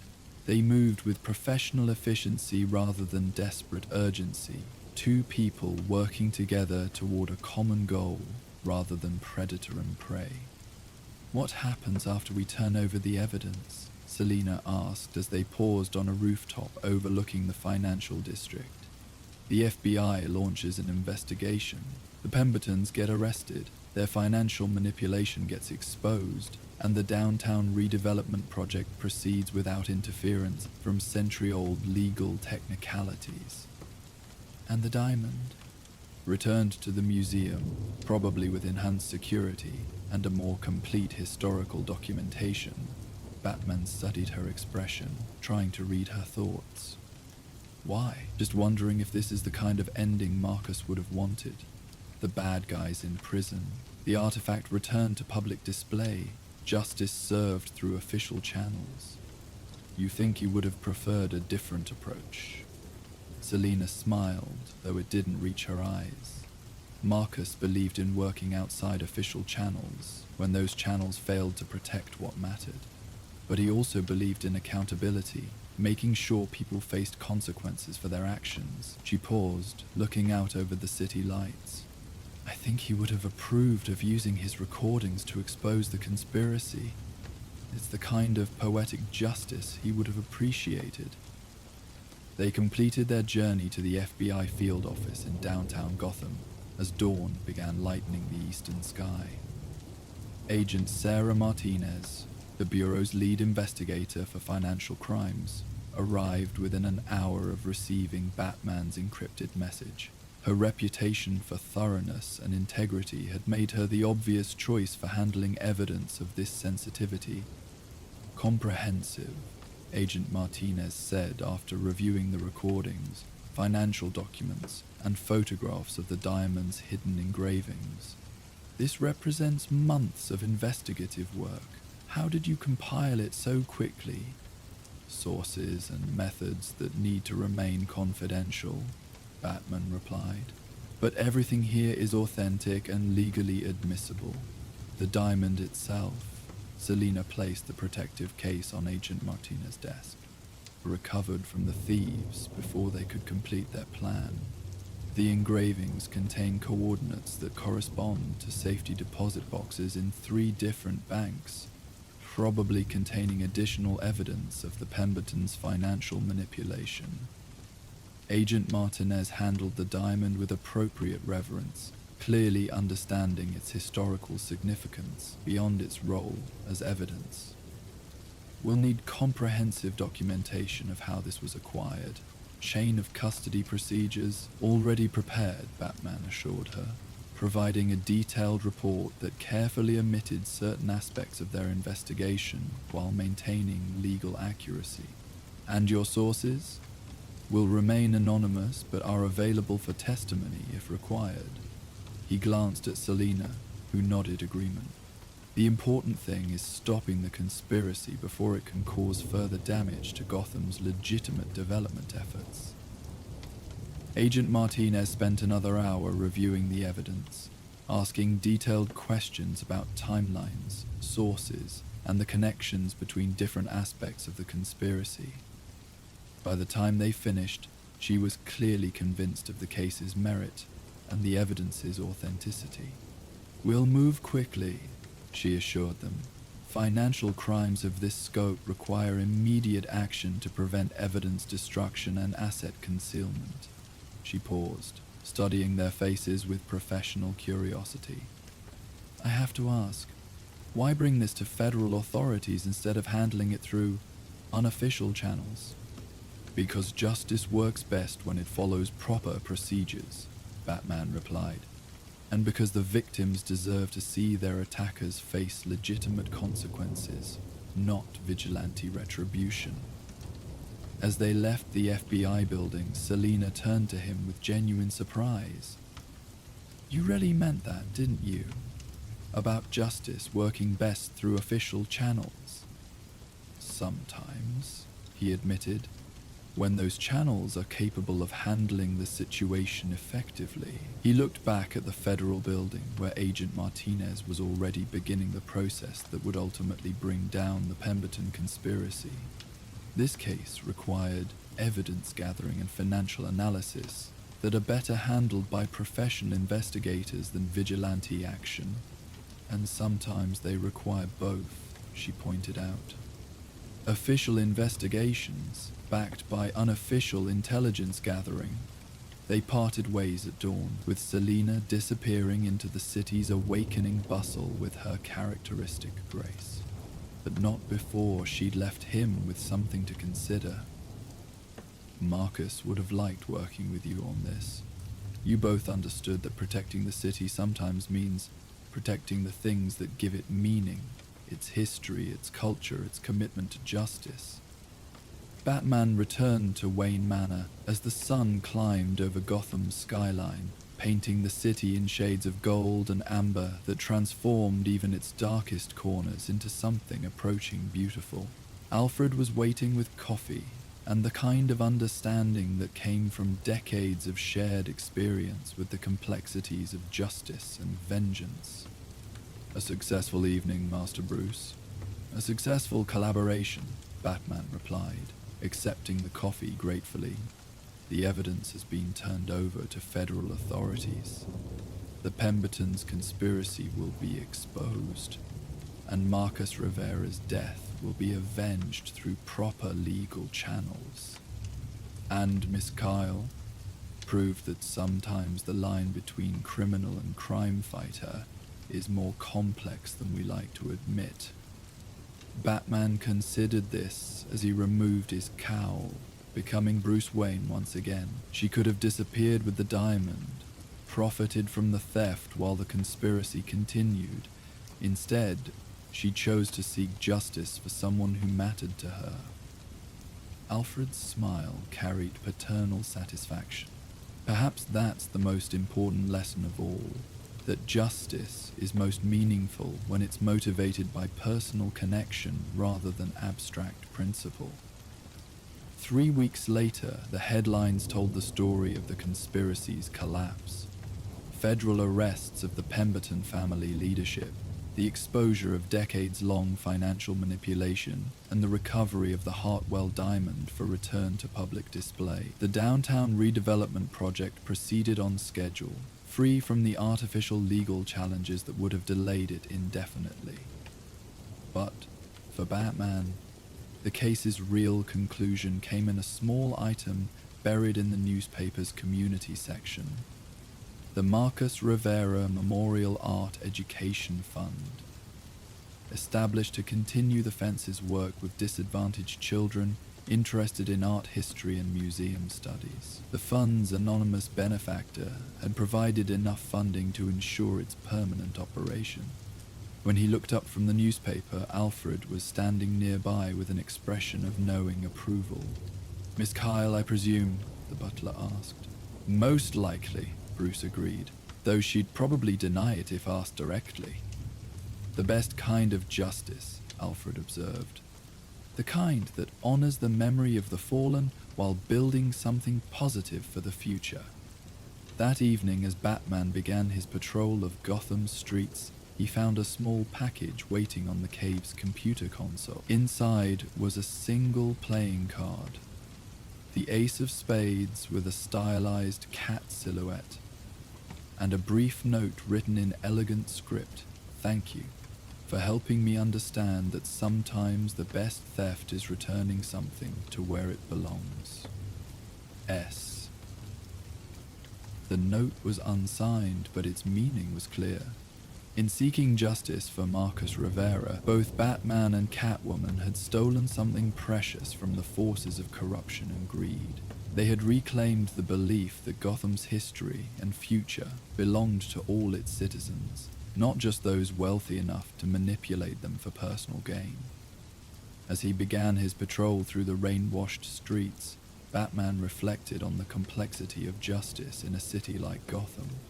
Sometimes it required the full force of law enforcement and federal investigation. Sometimes it needed the shadows and unofficial methods that official authorities couldn't employ. And sometimes it demanded the kind of personal commitment that turned professional obligation into moral imperative.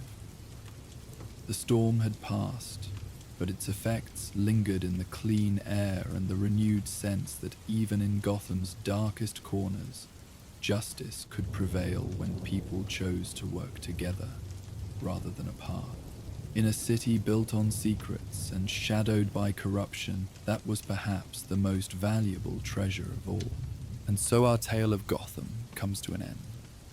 Let the gentle night embrace you as you drift toward peaceful dreams, knowing that somewhere in the darkness, the Dark Knight watches over his city. If you're not asleep yet, we will now play the ambience of Gotham City at night to help you fall asleep. And if you were just listening to our tales, we will see you next time. Good night and sleep well.